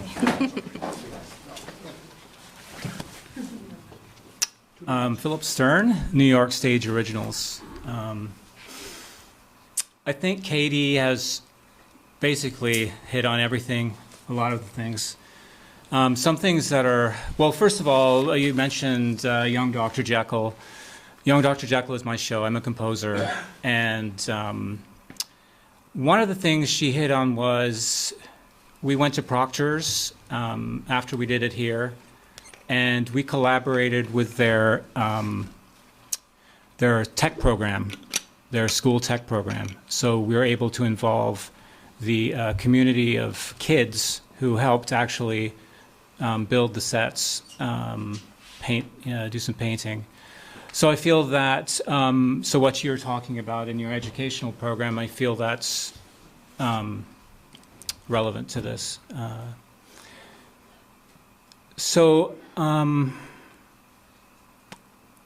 Yeah, and I think that's really, I mean, for us, the other component is we talked about technology. And one of the things that my company is doing is we are attempting to film our productions with multi-camera angles. And I think so incorporating this technology is really an incentive for us to, to want to be able to come and use a space. So I think, for example, right now we're looking at doing one of our shows called Scrooge, and we are, looking for facilities that can facilitate camera angles, filming in 4K. So I guess that's another aspect that Katie was talking about. So I don't know, do you have any questions for me as far as like other No, I think that's aspects? super helpful, because you know all the technicalities of why somebody would choose a space like this. Exactly, yeah. So yeah, I think that's really it. Again, a creative space in I think, I mean, shows have to begin somewhere. And so creating an environment that, can nurture composers, can involve the community, education, involving students in the creative process, building sets, I think is an important component that can really assist in a production company like ours developing new works. So, thank you. Thank you very much. Like a, what do we call that? Incubator? Yeah, well, a startup, I guess, what do we call it? A startup page or something. It's something that helps you get your feet on the ground to perhaps have a longer run somewhere else. Exactly, and the idea of a flexible space. I mean, we were talking about a black box. A black box is a very attractive space for creating new work. I mean, basically, it can be a very economical way to, to have smaller audience, have audience talkbacks about the creative process, and that's one of the things we did at Proctor's. It's an 80-seat space, but after each show, the director and I would sit down in front of the audience and talk about the show. And imagine involving, the community in South Burlington, in the actual creative process. And that's extraordinarily helpful for composers, creators, writers. So, yeah. You paid for that space in Proctor? So with Proctor's, we formed a partnership. They actually paid us a guarantee to come in and bring our show in. In exchange, we worked with their students. Actually, Tom Dunn built the set,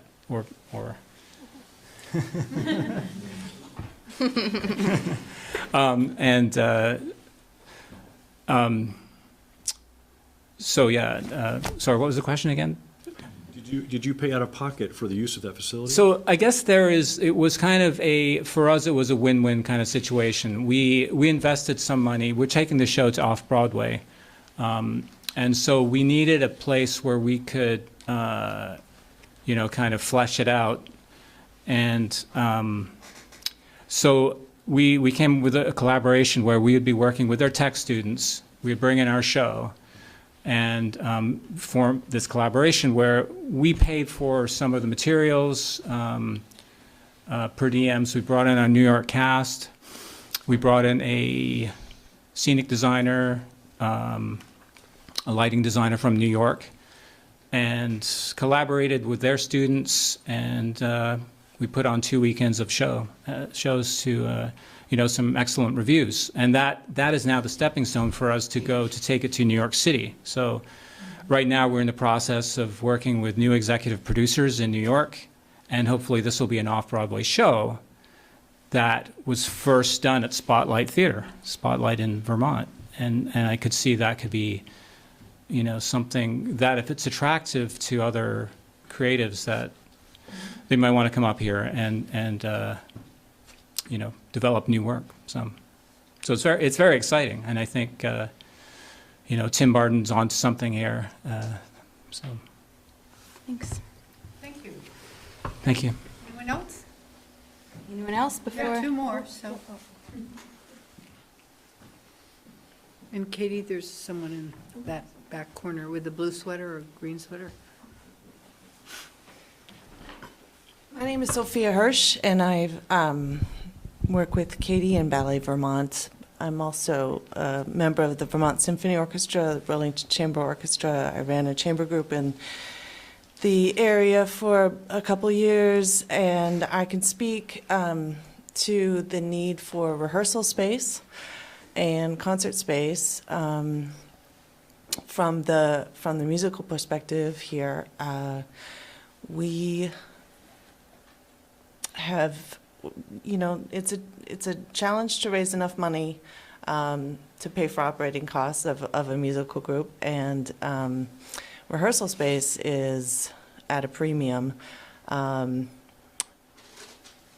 The options for theaters and performance spaces proposed in this proposal are exciting, and I think would find groups that would really use them. And the recording and technical feasibilities that would be available, I think, would also serve the musical community really well. A couple years ago, the Vermont Symphony did a triple concerto album, and we recorded it down in Rutland at the Paramount Theater. We had to pay a tremendous amount to have the sound engineer come in and engineer the space. And it made the recording a challenge to do. And I think that Vermont Symphony in particular is a very unique orchestra. We're the oldest state-aided, I think is the language you're using now, state-aided orchestra in the country. And we'd really like to see that remain and grow, and we don't have, being from such a small state, we just don't have the kind of outreach that we could have, I think, if we could record and get our name out there in a lot of other ways. Hang on, if there's anything else. There was something else. Just a plug for arts education and the opportunities for the development of mind and creativity that I think is going to be vital in the workforce coming up. I'd really love to see South Burlington go forward with this project. Thank you. She says because she just bought a house in South Burlington, so. Which I'm super excited about. Great, welcome. All right, last one. Then we'll finish up. Okay.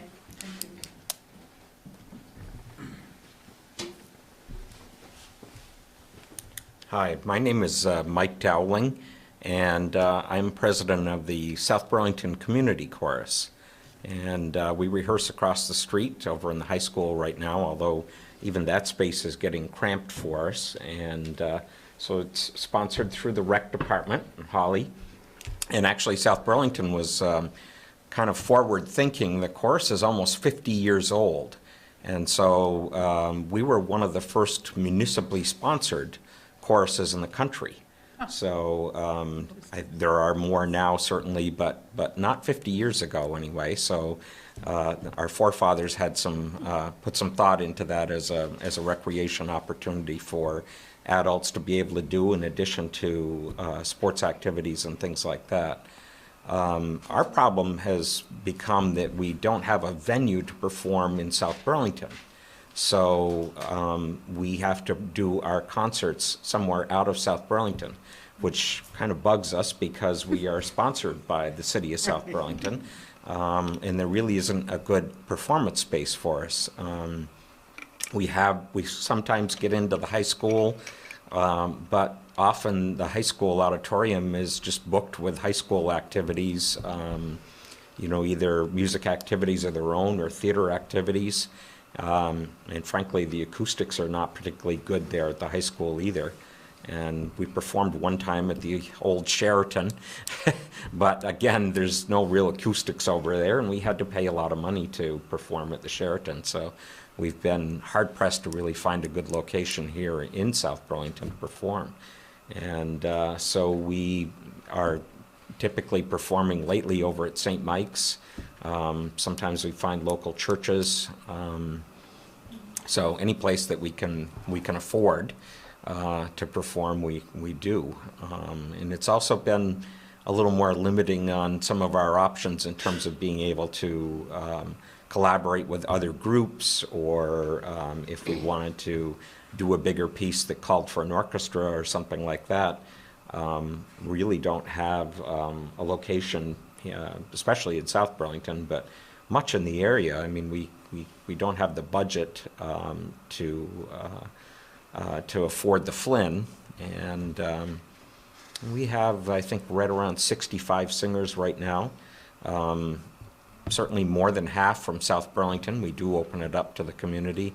We're non-audition, and one of the few non-audition choruses in the area.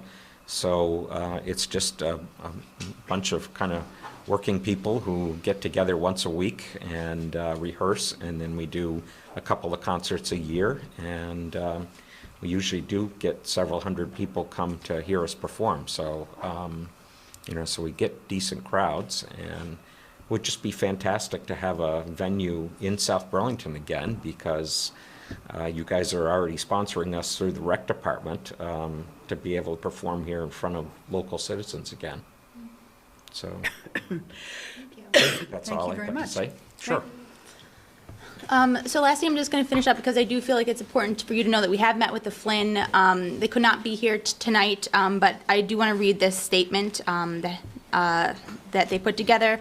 The Flynn Center for the Performing Arts Administration agrees that there is a strong need in the region for performance space in the 400 to 600 seat range. They could see ways that they might use a facility like that in several programming areas, in particular around their educational activities. And then finally, we've also been meeting with Higher Ground, with Alex Crothers from Higher Ground, who also could not be here tonight, but did want to read this statement: that in discussions with both the City of South Burlington and the South Burlington City Center for the Arts organization, Higher Ground has reviewed ongoing planning for a new arts center with a 600-seat theater. They've indicated that they see a need for a medium-sized theater in Chittenden County and would be interested in using it. This would fill a gap that they see now and in the future of a sit-down type of performance space with a traditional stage. They are very interested in staying involved as the project develops. So not to belabor the points, in terms of what's next, the council should have received an updated feasibility study this past week. Like I said, there's a detailed memo addressing your questions forthcoming. We are going to continue meeting with our partners and potential partners and collaborators, continue those conversations. We do expect that as these conversations continue that the pro forma can move from less of a hypothetical place and a projective place into more of an actual place. And we would like to invite the council to tour Northern Stage with us sometime in the spring, whenever there's less snow on the road, so late spring, I suppose that would be. And we would love to have a chance to come back and, in July or August. And we would love to have a chance to be able to come back and present on a more refined pro forma at some point in the future. So that's a closure.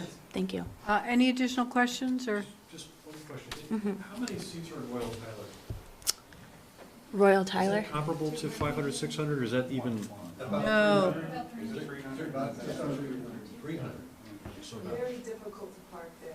Yeah. No, I'm just asking Yeah, about yeah. seating to try and get a. I bet it yeah. isn't even Scale or- 300. Oh, yeah, It's yeah. pretty What small. it would look like, yeah. I do have a question. I saw South Burlington School District there, I think, right? I Yeah. do remember when our sons were in schools, and one of them was in music, that it was in the gymnasium, Mm-hmm. their Yeah. band. And, I mean, they clearly have a need to enhance, the experience of these young people living music. So, yeah. So I'm glad you've been in touch with them. Yeah. Top of that question, so have you engaged with the school district about rolling into their master plan for the high school a performing arts space? Yeah. We met with the superintendent and the principal from the high school last week, Friday maybe. And there is an interest in collaboration.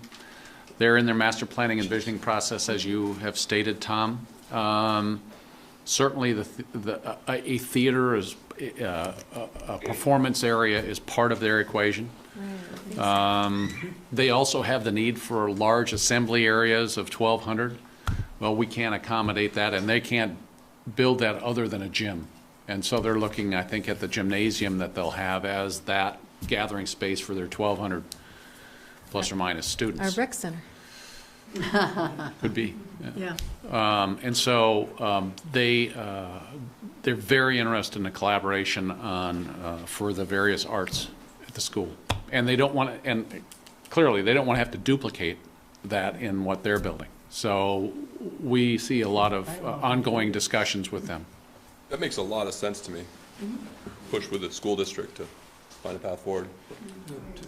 Tim Barton and I had 2 meetings over the last year with David Young, and most of it focused on some of the same things that other partners potentially are interested in, the Flynn, and others are interested in how we can do this, the learning component. And he really could see how he could leverage our art center as a professional location where they could place students in that internship kind of activity as a real partnership there. And in terms of collaboration on a facility, I am absolutely both my theater experiences were at colleges where we integrated a community arts center with a college, not a high school, but with a college. And it made the whole facility much more logical to be able to extend beyond the education and serve the community, but also serve the educational needs. I'd love to find a way, for this to be integrated with the schools like that. I would just note, in my past life, I was sort of involved in terms of the healthcare field with working on some of the Act 77 requirements to really have pathways for experiences in different areas. And I see this as having incredible potential for students who might be interested in sound systems or the filming or the, what is it really like to be backstage and help with the performance and those kinds of things that, they may be able to have that opportunity at the Flint, but this would be another opportunity to offer students in South Burlington that would be, kind of right down the street maybe. So I think it has that potential that can just grow and grow and grow. Yeah, We have 2 hands. Can we have these 2 questions and then if there's Yeah, any we're all wrap set. up? Thanks for your Okay. time.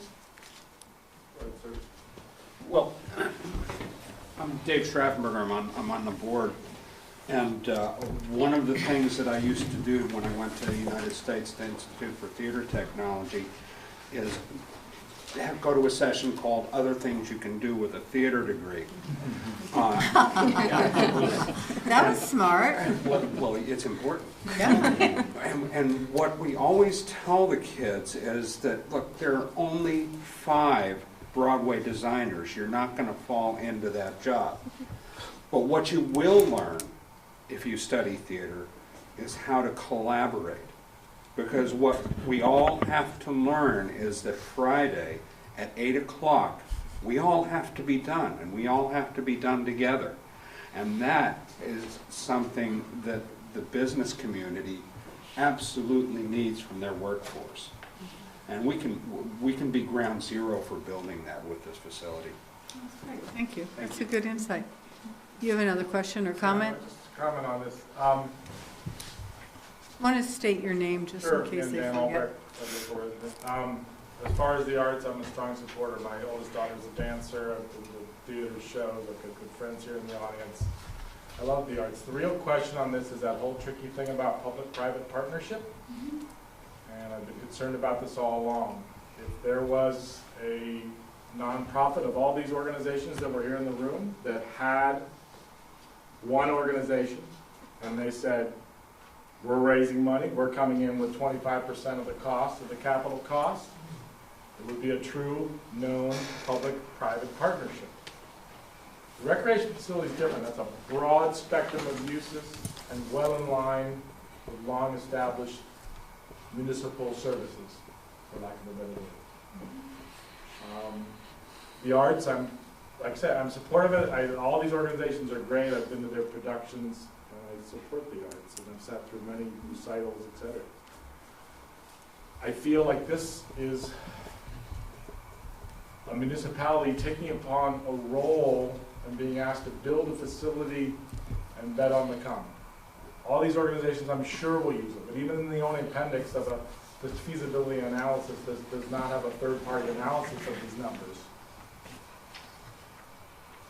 I feel like it's a big responsibility for us to take on. I had the same issue when I lived in Seattle and the Seahawks ran the stadium down our throat with public-private money. So, like my comments about the recreation facility, this one I think has to be even more of a fine-tooth comb because is there a need? Yes. Where's the Vermont Arts Council? Where is there an organization of all these arts organizations here saying, yeah, we got the money and hey, City of South Burlington, you build a $20 million facility or whatever it's going to cost and we're going to pay $5 of it. I don't see that. I see there's a need for the space, there's a need for all these programming, yeah, all these things, and the flexible pathway. My younger daughter's involved in big picture. I get it. The whole curriculum thing. I get it. The real question is who pays and who benefits. So that's my concern. I would hope that the council, yes, will support. Nobody wants to speak ill of the arts. Nobody wants to speak ill of recreation, but it's real people's money and it's other people's money. It's all 18,000 other people who aren't in the room tonight. So think about that as you go forward. So. Dan, I just respond to your comments on that.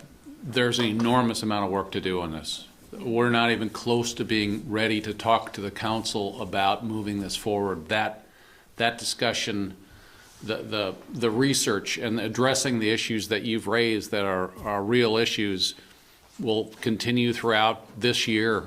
I wouldn't anticipate even asking the council to put something before the voters until better than a year from now.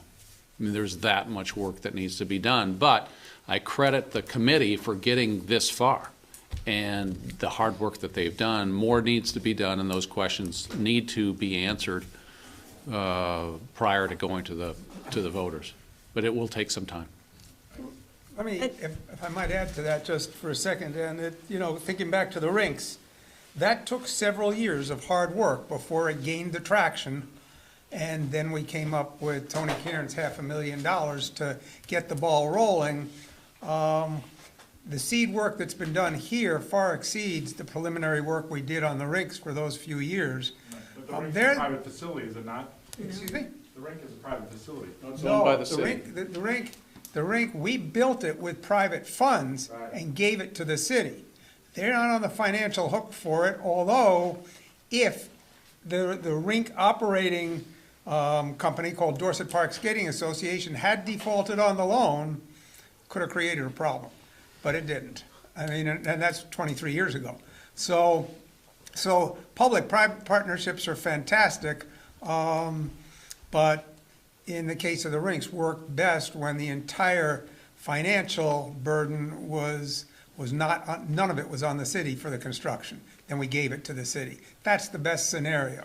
Are there other ways to do it?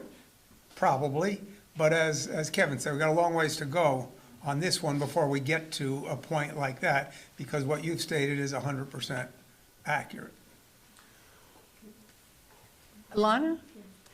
I just wanted to clarify that I may have misspoke in my introduction. I said committee because I think of it as a committee of people working together, but they are a nonprofit, South Burlington City Center for the Arts. They've been around now for at least 2 years, working towards this goal and this vision, and they do accept donations. So we'll have a basket at It's a great place to end. I think we all hope it works. We got to get from A to Z. It's Tom? going to take a little while. I'm glad to hear that there's a lot more work that needs to be done to flesh this out. One big pressing, ambiguous question in my mind in this conversation is where this thing would go. And what I like about the Recreation Center is we have Veterans Memorial. It's a perfect spot. We own the land. The rink's right there. So it's clear to see that fits there. I just have residents, my kids go to Rick Marcotte Central School, and I have other parents that talk to me constantly, like, they're not talking about this on the Rick Marcotte property. So I think it's very important that we be transparent with the community, that if this notion is being put forward, I still, as a city councilor here, not as a parent, would want to know which location are we really talking about, because I haven't been presented any of that. And land is expensive downtown South Burlington, that city center, so that parking concern with Royal Tyler isn't necessarily going to go away. So those are my big concerns with this notion, is where this thing would be. And I'm glad that we recognize a lot more work needs to be done before moving this thing forward. But that being said, and all the challenges and the work that they've done, I think you have to admit that this is one of two investments we're listening to proposals for tonight that are really key for ensuring the long-term vitality of the city of South Burlington, right? And they complement not only the city, but they complement the whole region, right? So, and it's really good to hear plans like this being laid, because I think they give us a bigger role than we've had before, right? So if there's that one missing piece of property that could be self-sustaining, right, and then attract a lot of stuff that we would like to see and have produced here, that'd be an amazing thing to have happen. I'd love to see that, but there's some distance to The go. question's the answer. Miles to go before you sleep. Yes, yeah. Any last comments, Katie? You're done? No, just thank you Okay. for your time, for listening to our Thank you very ideas. much. We Thank you appreciate for it. your work. Yeah, I excellent. mean, clearly, we have a lot of people with a lot of energy and passion and experience who are continuing to work on that, and that's very encouraging. So thank you. Exciting. It'll go. Questions? How soon? Oh, yeah, why don't we take a Sioux break, 5 minutes, and then we'll come back and hear from the charter committee. I am getting furious texts from my wife that my pipes are frozen, so I'm actually going to leave so that I can get the hairdryer out. But I will watch on YouTube whatever I miss of this meeting. So my apologies, and I have it's cold. I have an old house. All right, so I apologize Okay, for well, not I being here. hope they aren't frozen. They are. Hopefully not serious. Sorry to take so long. Don't use a torch. Hair dryers work well. Terry would not like you using a torch. You know what, in the future, Tom, if there's a place where you can let it just run a little. We used to have a pipe like that. Closed in.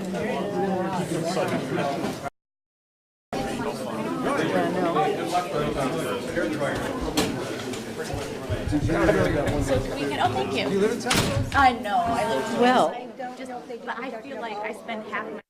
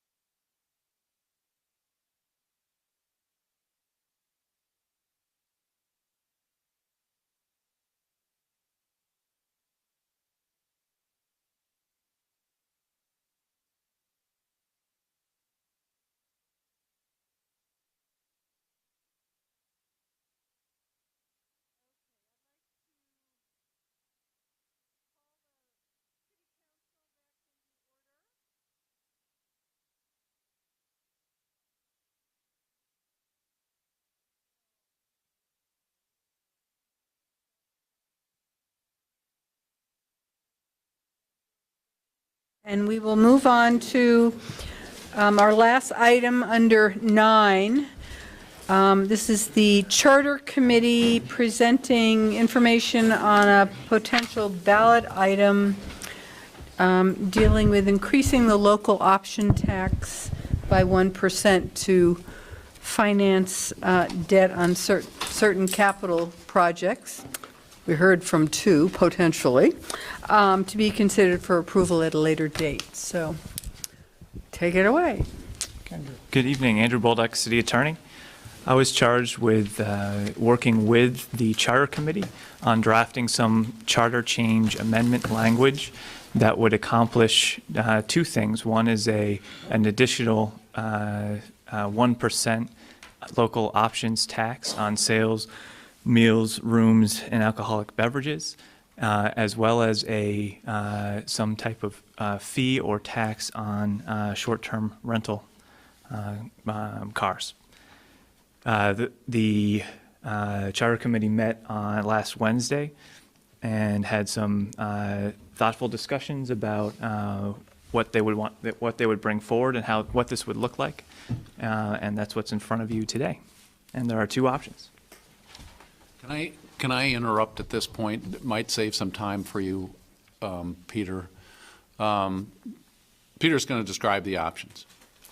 One option keeps 100% of the money in South Burlington. Another option, which I'll let him talk about, is 70%. Under the current way it's done in Vermont, it's 70%. I talked to Maida Townsend today, and she strongly urged going with the 70% option.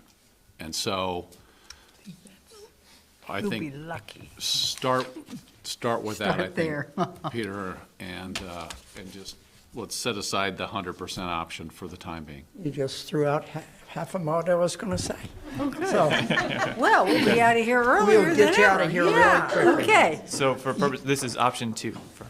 so you have, my name is Peter Taylor, and the Charter Committee has asked me to present their recommendations. Charter Committee is composed of Donna Kinville, Donna's with us tonight, and James Mount, Daniel Seff, Chuck Hafter, myself. You have both received 2 options, correct? Mm-hmm. And we're going to focus on option 2. So, and you understand the difference that was explained to you. The 100 is off the table now. So, which is what we were going to recommend, I think. Okay. Option 2, so forgive me because I'm talking about options 1 and 2 in here, but it'll just apply to option 2. First of all, section 131507 relates to the sales tax, 1%. Section A allows the city to collect the tax. Section B states how the tax will be collected by the state and the fee paid the state based on the number of returns. The rest of this paragraph was talking about the difference in 100% or retaining 75%, so I'll skip that. We considered including specific reference to specific buildings and infrastructure that the tax would use exclusively. A committee expressed concern that the voters would misread this as a vote for or against any one of these projects. The staff expressed that the outreach before the vote would clarify that this vote would allow the city to impose the tax following city vote to approve one or more of the projects. Following our additional discussion, the committee recommends modeling the charter amendment on Colchester's charter language, which does not specify any one project, but refers to future voter-approved projects as presented by the city council. So you wouldn't specify that in the charter.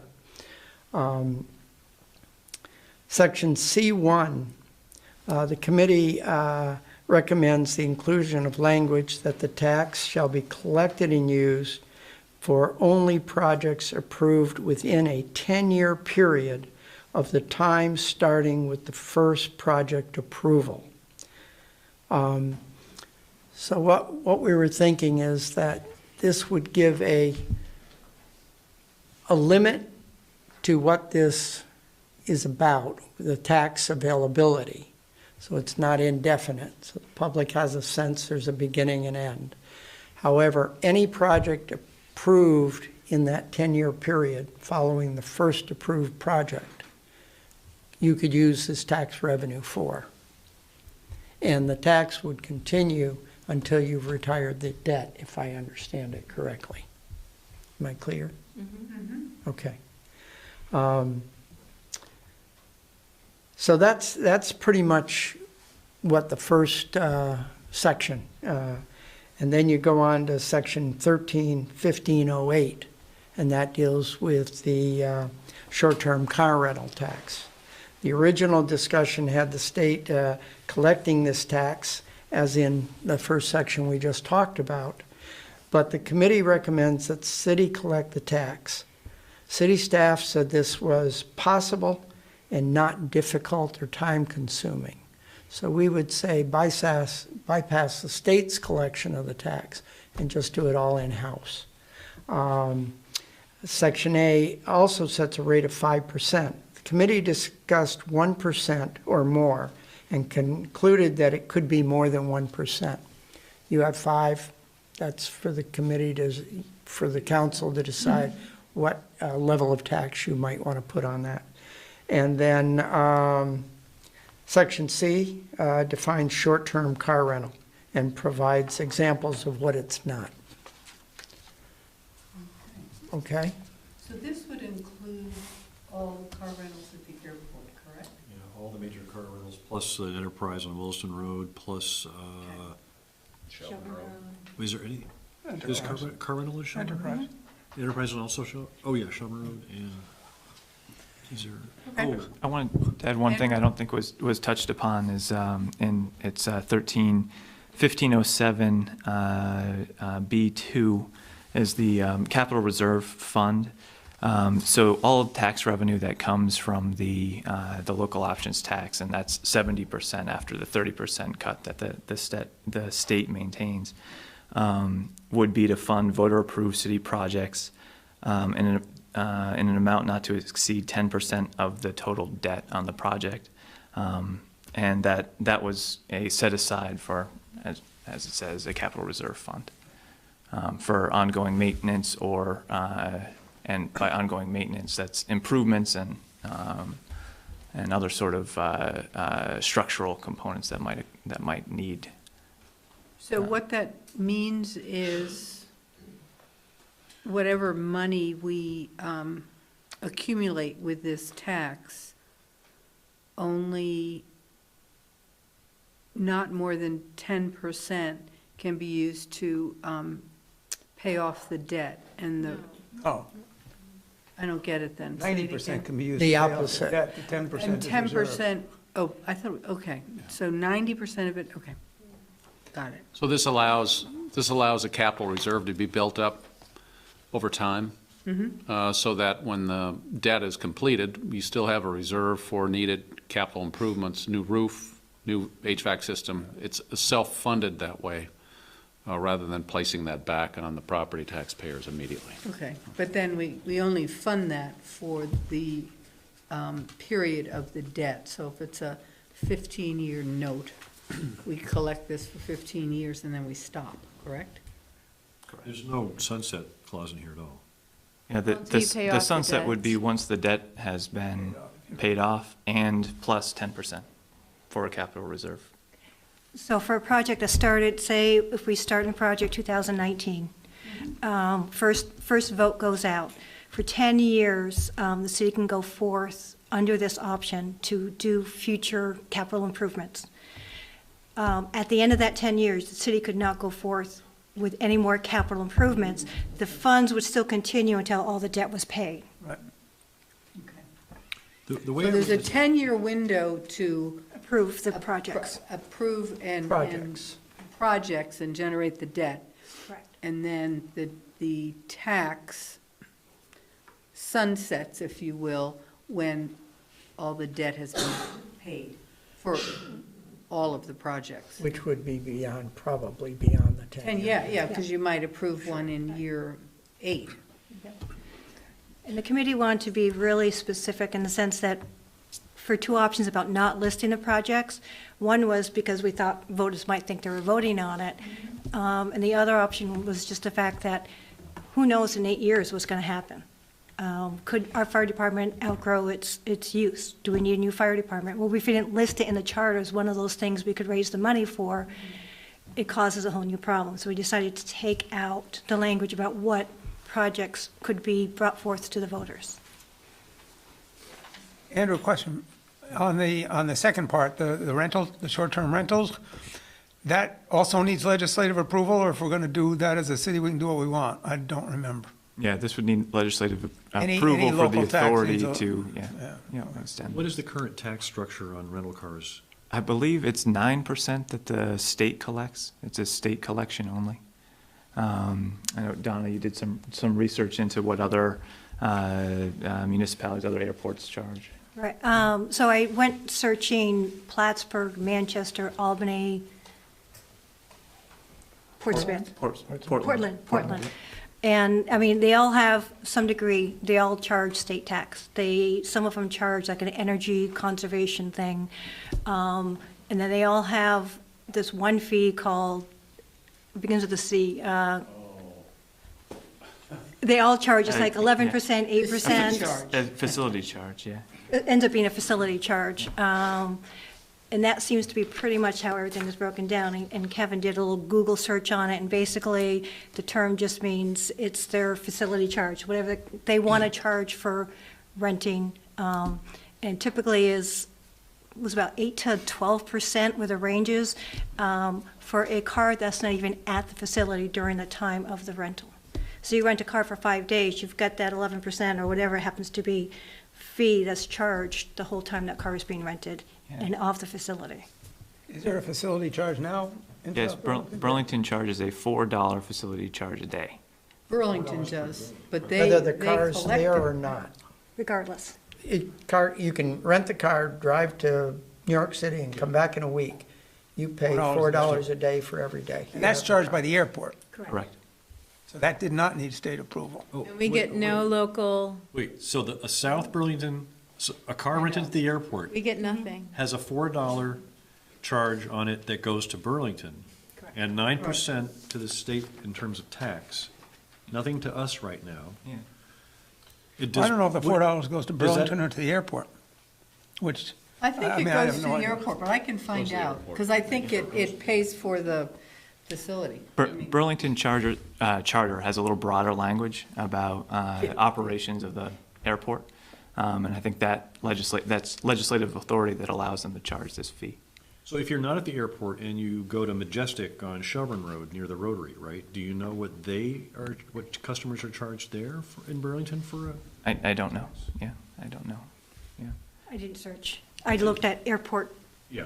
And are we facilities. confident that if we pass this, that it wouldn't be challenged by Burlington in some way? Well, this is for all rental cars, not just the ones at the airport. No, I know. So But the bulk of the rental cars occur at the airport, so would they see this as a? it's no cost to them.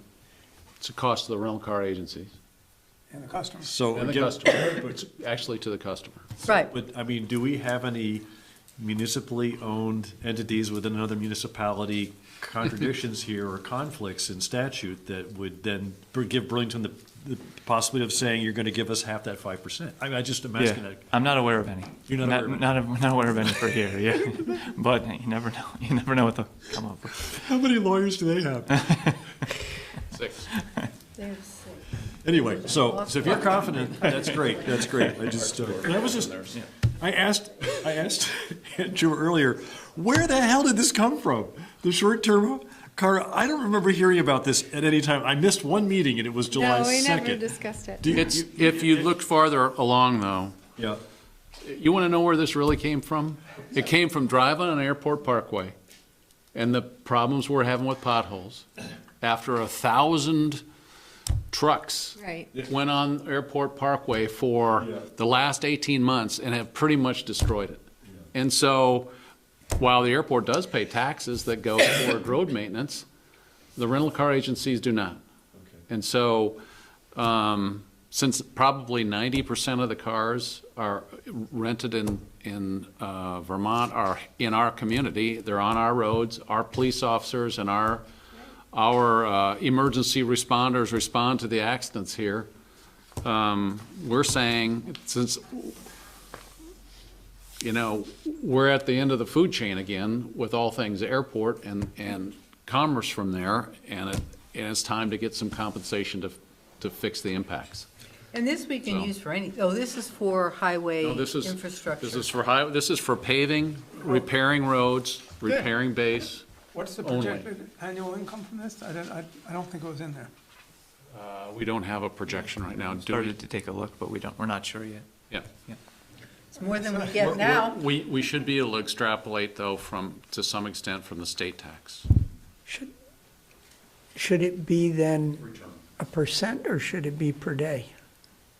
Can we do a per day rate? That didn't really come up when we're talking. Yeah, taxes traditionally aren't. I mean, a fee structure would be, but this currently is phrased as a tax. I think initially the concept was, you know, sales tax does not extend to rental cars, and a local options tax would not extend to, or a local options tax doesn't extend to rental cars. This is in a way, an ask of the legislature to extend that to rental cars, at least in South Burlington. We probably should go with the 5% then. Yeah. If it's just on, you rent the car and it's $300 for the week, rather than $4 a day. That's what the state does. Theirs is a 9%. It's interesting.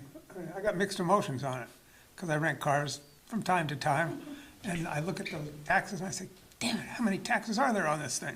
A lot of them. A lot of them. Try Florida, try Tampa. Oh, I know, that's what I'm referring Yeah. to, Florida especially. Well, or your phone bill. So, I guess we might just A well lot jump of on the taxes. bandwagon. And indeed, they do impact our roads, so, I mean, there's legit, and our law enforcement, so there's legitimacy to it. So if we decide on what to do here, and we go with this option, all we're doing is getting approval from the charter committee to go to the legislature and ask for the changes, right? You're getting a recommendation from the charter Yeah. committee. You make the Decision approval. to go to the legislature to ask for the changes. Yeah. If we're given the changes, we still don't have to do anything with them, right? Well, we have to go to the voters first. Once the vote, No, we have to go to the legislature. No, you have to go to a vote Oh, the first. voters first? First, then legislature, Then back to the voters. committee, legislators, and governor. Or charter changes. well, yes, you then have to go back to the voters to get the specific project Yeah. approved. Right. I forgot the one step, I forgot the voters in the first place. If no project is approved, the tax is never triggered. Right. So I still don't see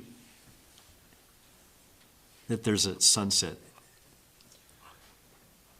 It may Service be, and retire any debt incurred, so you're implying that if there was a 20-year note and you did it within 10 years, that you would do it for the full note, so however many projects you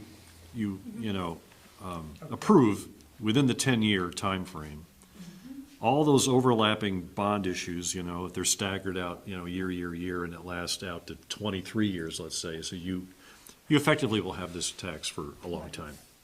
Yeah. Andrew could probably reword it to make it more explicit if you wanted to, but Well, I read it. I certainly want to go on record as not wanting to abuse this. I support this for, at the moment, potentially 2 projects that I think lend themselves to a broader community use and attribute. I think the rec center would be used largely by South Burlington, but other communities, as we heard. And I think a performing arts center would really be a regional draw. I wouldn't vote for this thinking, oh, yeah, and then we might want to do something else, that a local option tax isn't connected to enough. Well, we do have the bridge over the interstates. Pedestrian as a bridge. possible, And which I think is critical. I think that's another sort of regional connector and supports city center, but, I mean, I don't really want to see this as, oh, a little pot of money to do whatever next project comes along, and we don't want to ask the But that's up to us. taxpayers to. Well, we have I another realize meeting that. to I know, decide I'm this, just right? saying, I'm Yeah. just telling you No, I my agree with you completely. preferences, and that's what I would want conveyed to the public, that I don't see this as like an open-ended piggy bank No, I agree. for the next 10 years, and we can start supporting all sorts of, capital construction all over the city. I think it really needs to be related to, at least the first one, to things that really do support the county and our community. I have two concerns. One is that if we put this before the voters, many voters are going to look at it and read it and think they're raising my taxes. How to present it and get by that.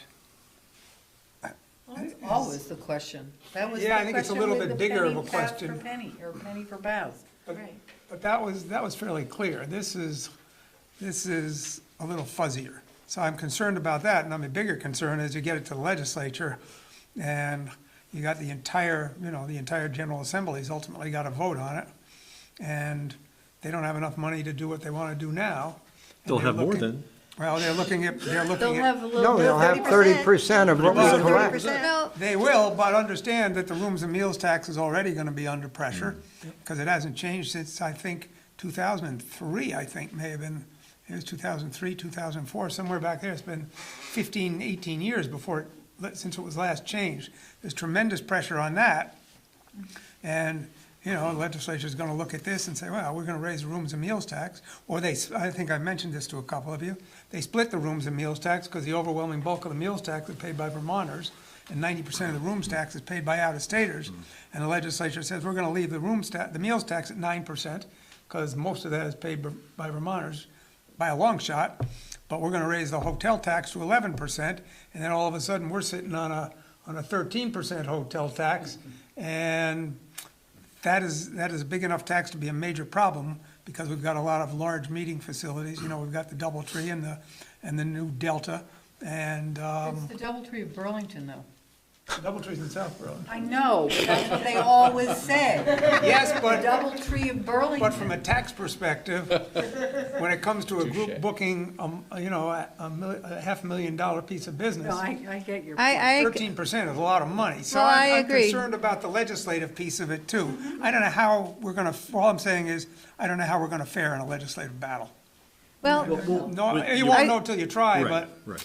I think it's gonna be a real battle. well, just to let's get- share, I mean, I was concerned about the precedent setting, and then in our 5 to 15-minute break there,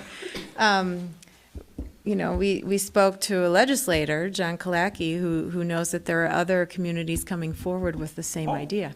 And So, lots of communities have the local option Which- tax already. which suggests to me that, the cat is out of the bag. And it comes down then to me to, the market really driving this. And I agree with Helen that caution and vision combined are required for this. And we're investing in a city center that is seen as an economic driver, not only for South Burlington, but for the region and for the state.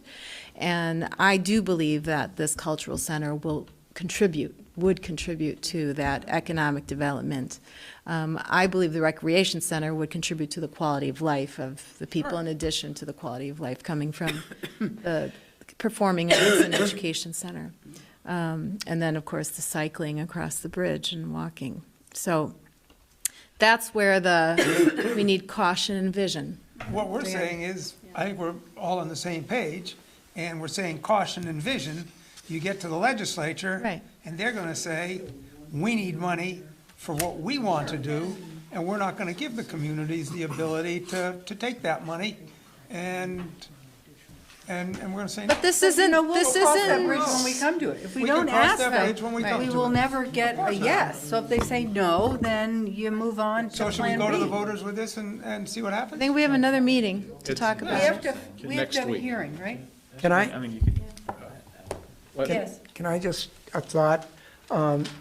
Maybe there's a way you can break one line out, make it a new A or B or whatever, that clearly states that this shall take effect only after the voters vote projects in, so that, because you were saying, you Make it know, as clear, crystal clear as possible. and by breaking maybe A into two sections might make that even clearer. But I Turn the know the one- voters, Turn the one into two, break number one, B1 into two separate sections? Yeah. Well, let's let Andrew, if this is the Andrew could interest of play with the words on Yeah, that, but it let's would let just, Andrew figure that out. Is that the interest of the, I don't know if that'd be a good idea, but it might to What do help. we need to decide tonight, whether we're gonna, we don't need to decide anything? Okay, you'll take this up next Tuesday. okay. I have a question for Tom. Right. So if Oh, there's. not this Tom, Tom. Tim, did you have a question? Yes. And then we'll take questions from the public or comments. So Tom, best guess, 1% rooms and meals, 1% sales tax in a year, right? What will it yield us after the state takes their portion, do you think? If we go by our Past- FY18 actuals. performance, yeah. That'd be about 3.7, almost 3.8 million. 3.8 million, extra or total with the 2%? That's our share. So the state, But we'll state gets, Our collect. current share. yeah, so I'm guessing another 1% would be about the same. It's a lot of money. Yeah. Three- And the state, We have out some of the expensive current, I projects. think it's about 1.1 million. They're 30%. right, right. Current 30% is So, about so an 1.1. extra 3-point-something million a year, okay, for the 1%. And I, And that's before we get, I hate to say this, before we get a full year of targeted. Right, considering how much food and how much clothing is there in terms Right. of taxable, That wouldn't have been in merchandise. 18 at all.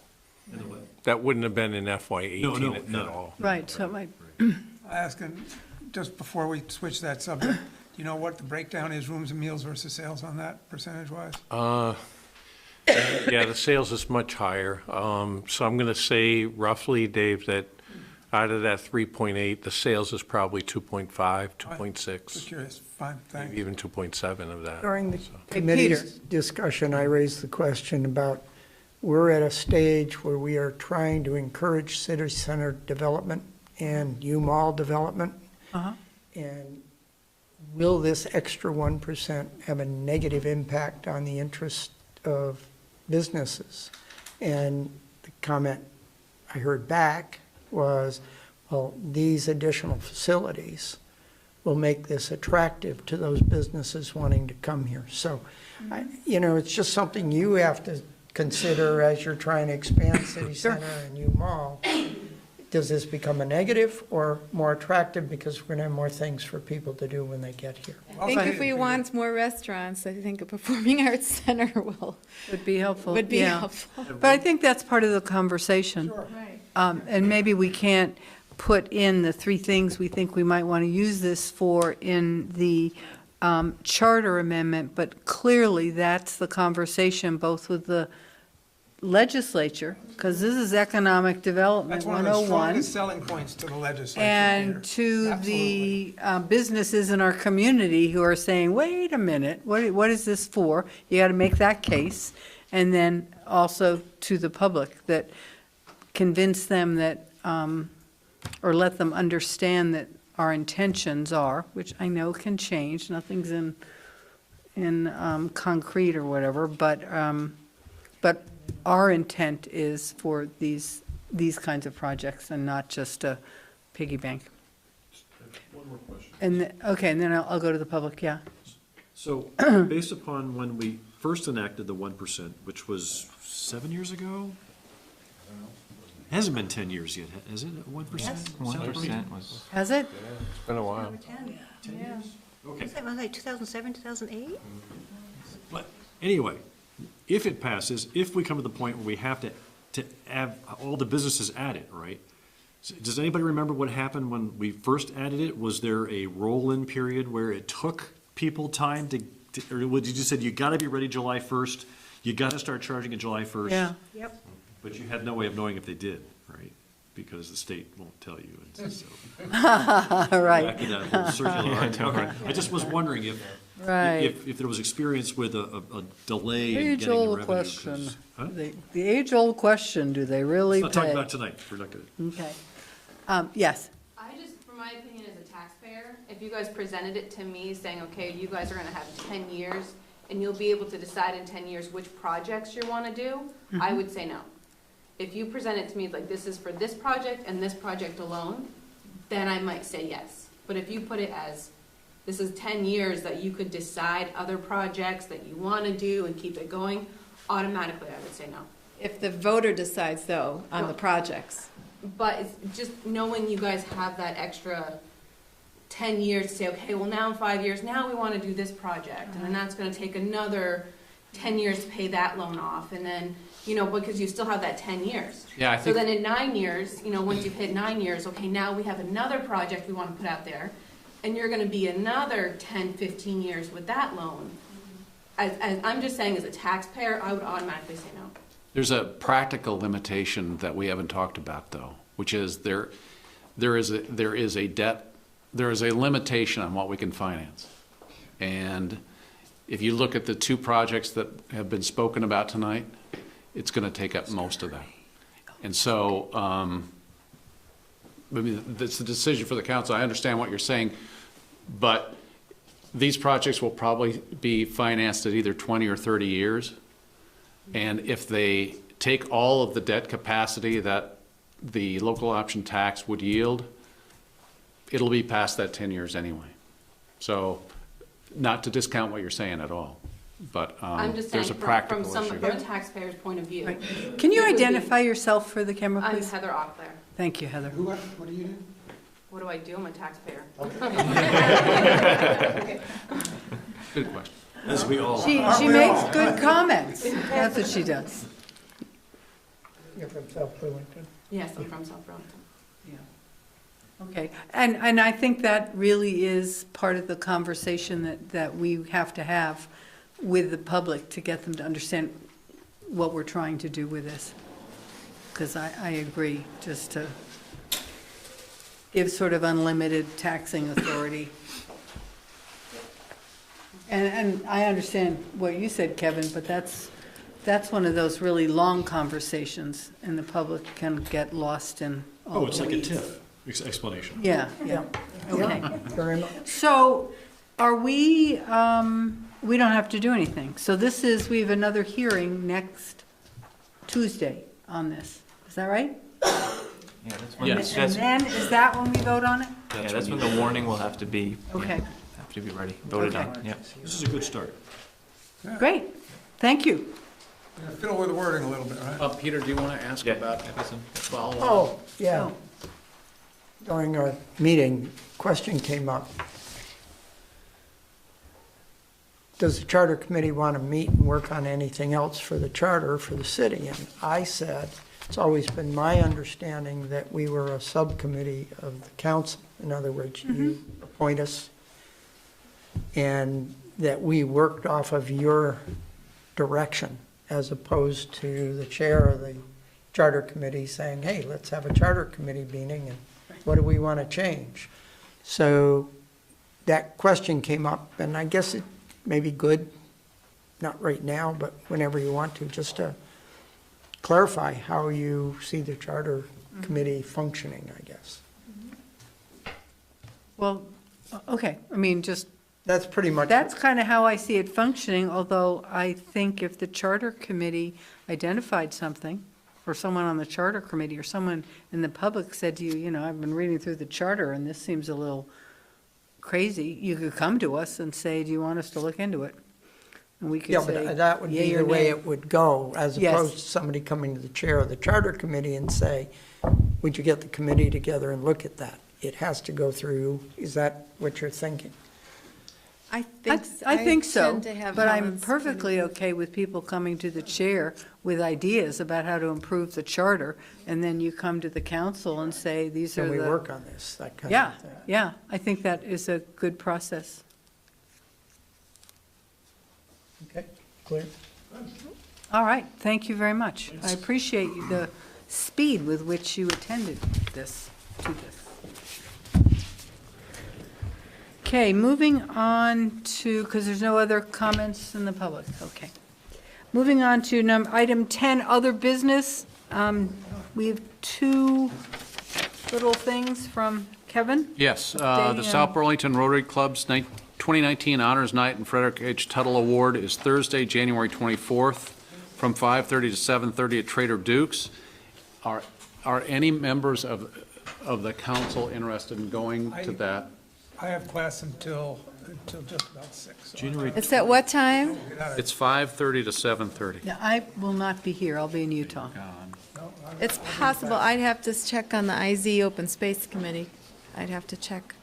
If we're meeting every Thursday, we're meeting on Thursdays apparently, so I Yeah, don't know. you are. Yeah, okay. yeah, But it might not be every Thursday. With regrets, I think it's going to be every other. Every other, okay.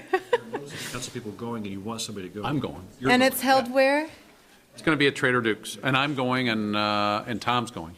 And Tim said he And, would and, go, and right? Tom Oh. Chittenden is a member. Oh, he's a member, so he's Right, so going. he's probably going. I suspect so. You think he's going? Yeah, I would go if I was going to be here, but I'm not. Okay, the other issue Okay. is, let me know if you want to go, because I got to let them know probably tomorrow or Wednesday, something. The other question is, we've gotten a request from from at least one early childhood education provider in the city as it relates to impact, or transportation impact fees. And she has requested a meeting to talk about, as a public policy issue, should we be promoting or otherwise enabling more early childhood education, daycare type centers here, and the fees are so difficult and oppressive that it's difficult to start a new center. Didn't we discuss this one You other did, time? and you reduced and we reduced the it for fee a based upon particular- a different formula. So we'd have to see the numbers. I'd have to see the numbers. I think what we're asking for is whether or not a subcommittee of two of you would like to participate in a meeting with the providers to understand what the issues are. When No do they com- want to do this? I'm going to be gone for about a week. Within the next few weeks, I'd say. Well, I'll be happy to do that. Anybody else interested in sitting on a subcommittee just to hear the discussion? If not, Helen, I'll leave it to Helen. I just, next few weeks, I don't. We I got can enough assign going on. Tom. It's cool. Yeah, right. He's not here. There you go. And he's got Would little it kids. be, would it be And he one has meeting? children, yeah. I think it'd be one meeting. I think it's just Yeah. hearing them. That's- Yeah, I'm happy to hear them. Okay, we'll try to work Helen and I around generally the can find schedules. time to, Okay. Okay, good, thank you. so we can be two sets of ears. Roughly. Okay. Good, I'll set that up. Good, that's all I had. Okay, is Tim's there any cold. other business? I would like to, I just have a question. Sure. So I sent an email. So tell, Jennifer Morway, Jennifer Claire. I had sent an email, and this is more of a follow-up. I was told to come in or advised that I should come in and formally discuss our property being requesting it to be exempt from interim zoning. I know the information has gone through lots of times, and I can read through this very lengthy letter, or we could just have the discussion. So I think I've kind of put the facts, through multiple times, but at the end of the day, this property, we were in the middle, the town was hand in hand, knew exactly what was going on with this, and part of the delay was the city of South Burlington not having approval on money to release funds. They was supposed to close originally in June. then it was pushed off to August, and then the actual closing happened in October. Everything is hand in hand, every contract that went along with this sale. With bread and butter. With bread and butter, which was with City of South Burlington and Land Trust, so on and so forth. So it's confusing. There seems to have been a lot of confusion as to whether or not, we left this meeting. We read the minutes, we received the emails, we listened to the other paper, spoke to Kevin. Everybody seemed to have the insinuation that the Eau Claire lands were exempt from interim zoning. We started to move forward. We had our wastewater permit approved, subdivision complete, and money put into Trudell's, and then it was, there seemed to be a lot of confusion as to that piece. So I guess it comes down to, if it is the board's, if the council is saying that they agree that they do not believe the property should be exempt, I guess we would be kind of looking for an explanation, just as to why. It doesn't seem clear to me to just say, no, we meant for it to be exempt. I think we're looking for a little more information on that.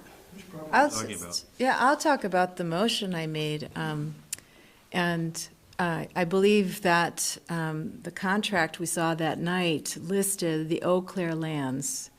And that was something that was brought to my attention during the meeting as we were all sitting here discussing. So when I made the motion, I made reference to the Eau Claire lands from the language in the contract. And that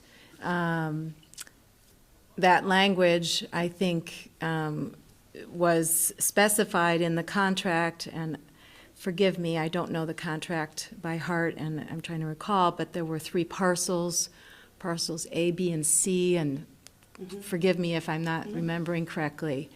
And so when I saw in the minutes that it said Eau Claire land, I wanted it to be clear that it was Eau Claire lands because the S was in the contract. I mean, that was the issue, as I understand, that you brought forward that evening, was that this contract be held whole and be respected, and that was definitely my concern as well, since I voted to have city funds put toward the conservation of But the problem is that the way that it is right now, it's not left to be conserved. The interim zoning alone causes issues with the fact that, you don't, when you sell a property, I feel like I understand that the conservation piece is very difficult and lengthy. Can I just interrupt? Yep. Because Tim Can still you doesn't back way up understand. for a second? Yeah, I'm sorry. I think the piece So of Tim, land- there's this 15 acres over here. The 15-acre ridge piece It's that a was subdivided out of Is the it deal? 15 acres, 16 Yeah, acres? 15 acres. Oh, so it's the ridge area? 15 Yeah. acres. Yes. Oh, okay. Right. Yeah. We're just, Okay. okay. So Did A, B, and they- C, that whole deal closed, right, with,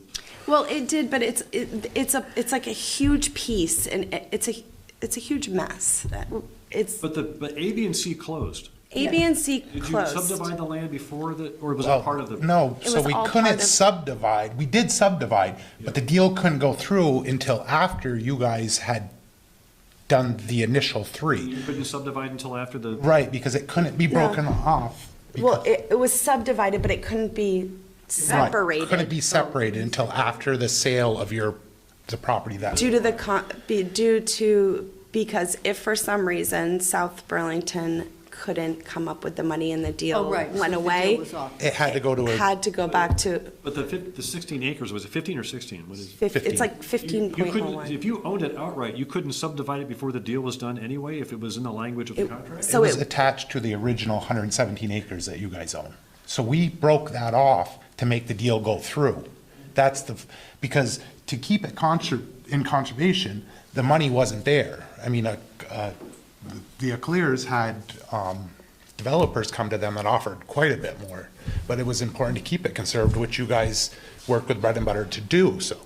So to make that deal go through, they had to Bread and Butter couldn't put up the money that needed to be put up. So the 15 acres, the Eclairs took that money back on, had it subdivided for the cost that it cost to subdivide, but the deal couldn't go through until you had your check and Bread and Butter purchased the property for 117. So essentially, the South Burlington sale on October 5th had to occur before, it was subdivided through DRB? But it couldn't be purchased from the trust. But you're right, it couldn't stay, we couldn't put a PUD or anything, we couldn't do anything on the property, because if South Burlington backed out or couldn't get financing or whatever it may be, we had to be able to have the option to put, that land would have been it would have had to go towards a developer at that point. It would have had to stay whole for them to be able to say, okay, here's the entire property. So it was all in a hold status until South Burlington could close on October 5th, which then made the transfer of everything else October 11th. The other piece being that this other small property, all of these were tied together. So that other small property we keep talking about, Heather's, in order for the land trust, the parcel C? Parcel A, it has to be subdivided because that's where her sewer and her water is on that other property that all comes together. So it's part of the agreement, but the city of South Burlington, Paul Connor, couldn't have us subdivide prior due to some TDR issues that would occur by doing so. So we, again, were put in a hold pattern on that and had to come up with a contract with City of South Burlington and Land Trust and Bread and Butter to be able to hold this subdivision to not occur. So now that her home, that's the house on the east side. That's Yes. right Yes. across, yeah, just basically across from you. Right. Yeah. Yeah, my grandparents' old house. And so, The blue. Yes, the blue one. So that house is 0.36 acres, and I need it to be 4. And I already did all of the work with, to have the lines drawn out and everything else. And I had talked to Paul, and he had said there was no problems, but I couldn't do the subdivision because it would have messed with the actual contract in the end. So I had to wait. I'm sorry. Yeah, sorry, it's something about the TRs needing to go from one side of the road to the other side of the road To conserve it.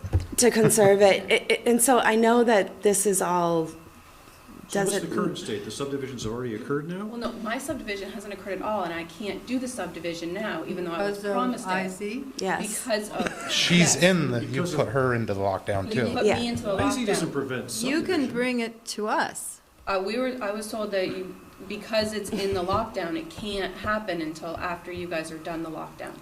Via land trust. No, the process with interim zoning is if someone wants to have a zoning permit to do X, Y, and Z, they can come to the city council, and we act as the DRB.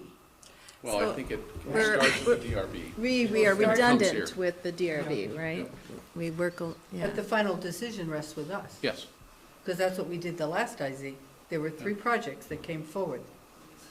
Even though they were under IZ, I know, like, for us, we were very clear from, like, what we were gonna do from the beginning, and there was, we're not, I mean, our wastewater permits for 16 bedrooms, we're not talking about a development here, we're not selling, the property's staying as a whole, it's a family. It's greater than 4 acre. It's 15 That's the acres, problem, yes. Right? Huh. It's The 15 acre, or 16 acre, right? 15 So that's acres. more than 4, and we have a 4 acre, or was it 4 or 5 acre? We didn't, in the end, we No, didn't. We didn't never in put the that end? in. No. And so we have a bunch of money tied up on this currently. Again, we closed October 11th, and October 15th this occurred.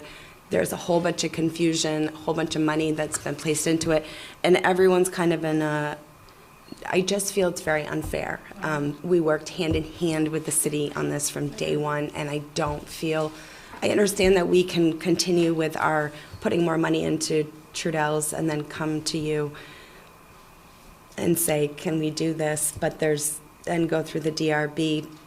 But, you know, we're kind of being cautioned over and over again not to put any more money into this if we weren't because of how much you on this path. So I don't want to have this conversation without Paul Connor and Andrew. Right, I feel that, Just because I need more information, I need confirmation and stuff like that, so. Personally, that's my. Well, do you want it as a item for next week?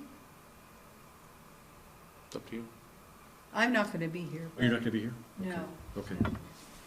It might, What's the agenda like? Is it full again? what's the or- agenda? Now, we just actually, we just lost one item on the agenda for next Tuesday, the audit. Oh. So we have one less item on the agenda next week. We'll still have the pension do you mind, Helen, if you're not here? No, I don't. Those would be I two trust big that you items, will and then we'll work have this the out. further I mean, discussion on I think what it we can talked be about. Complicated. Okay. Tonight's issues, Yeah, just, well, the charter issues. yeah. Is that a possibility? We haven't, Sure. have Paul Yeah, I and think- and Yes. is Andrew? that- I'm is that fine. okay I mean, with I you, won't be Paul? here, but that's okay. I Yeah. believe that, and unfortunately, I can't call in, but I can certainly listen and. No you can- phones, no? I'm going to be in a plane, and, you know. is there stuff that would be helpful for, like, Yeah, for me, because I'm feeling dumb on this, because it's complicated. It's It is. complicated from day one, for Right. God's sake. If you were out of interim zoning, that fixes your sewer problem, and does what for you? so we originally had, again, we had held this land that we were gonna build, we're building stuff for our families, homes Right. for the families on it. And that's what's being held up? Right, and so. How many homes? So a total, we're not really sure how it's going to be completely configured, but it's a total of 16 bedrooms, so This is what you've been working on for a long, long time. for like a year and a half.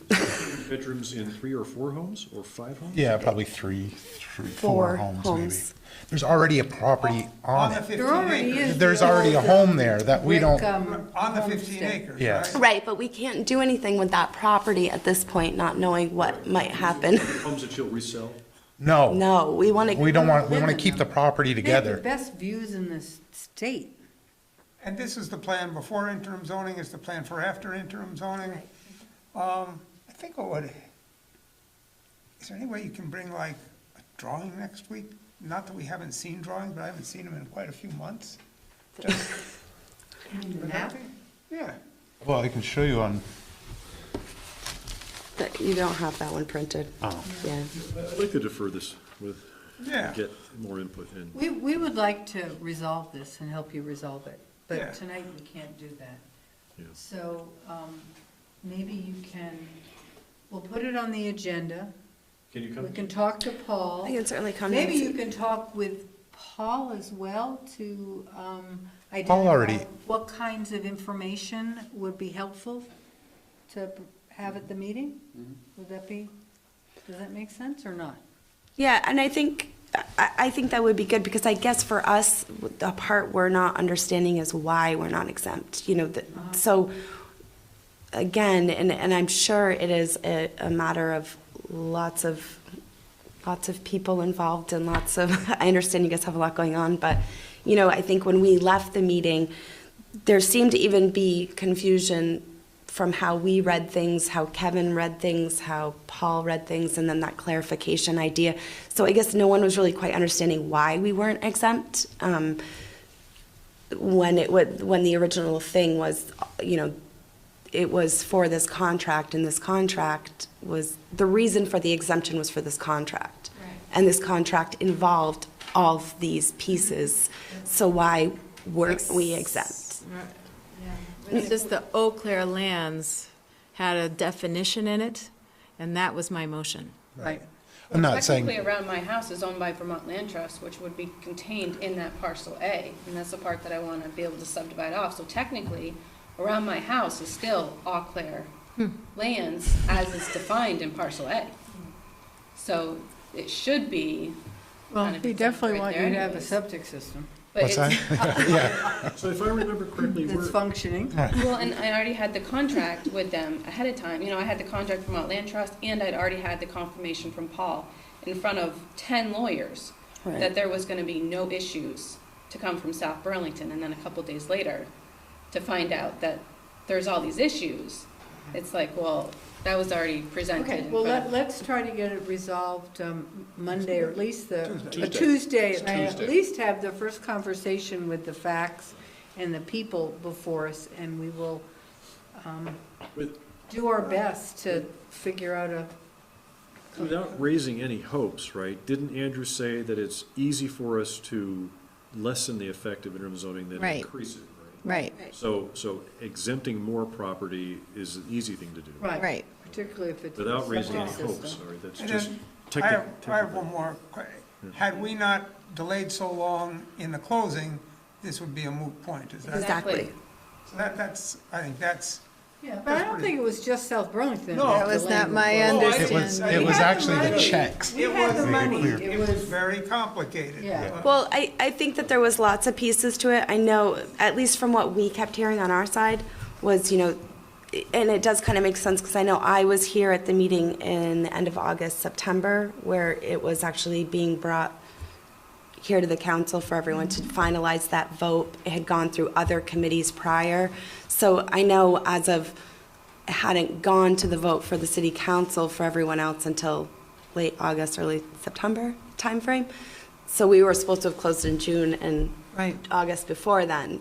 So, you know, I'm, It really was, though, we didn't, you guys, South Burlington didn't. well, get and it. I am sure that there's other people, other investors that maybe didn't have what they needed as well. Right, there But- were. It wasn't just the city of South Burlington. There were quite a few partners in that. Fairly confident we'll figure it out.